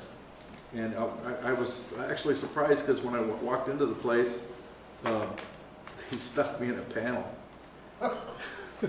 So I that was kind of strange, but it was, yeah. So I was sitting in a panel and answering questions or asking questions, and afterwards I got to give a presentation on the Calaveras Watershed Management Pilot Program, which they invited me to present in San Francisco on September 29th, and it will go on record with the CPUC at that point, which means that there's, and the goal here is to try to find some funding for the RCD to do wildfire projects, tree mortality stuff, the things that we need to do within our watershed to make sure that we can make it a healthier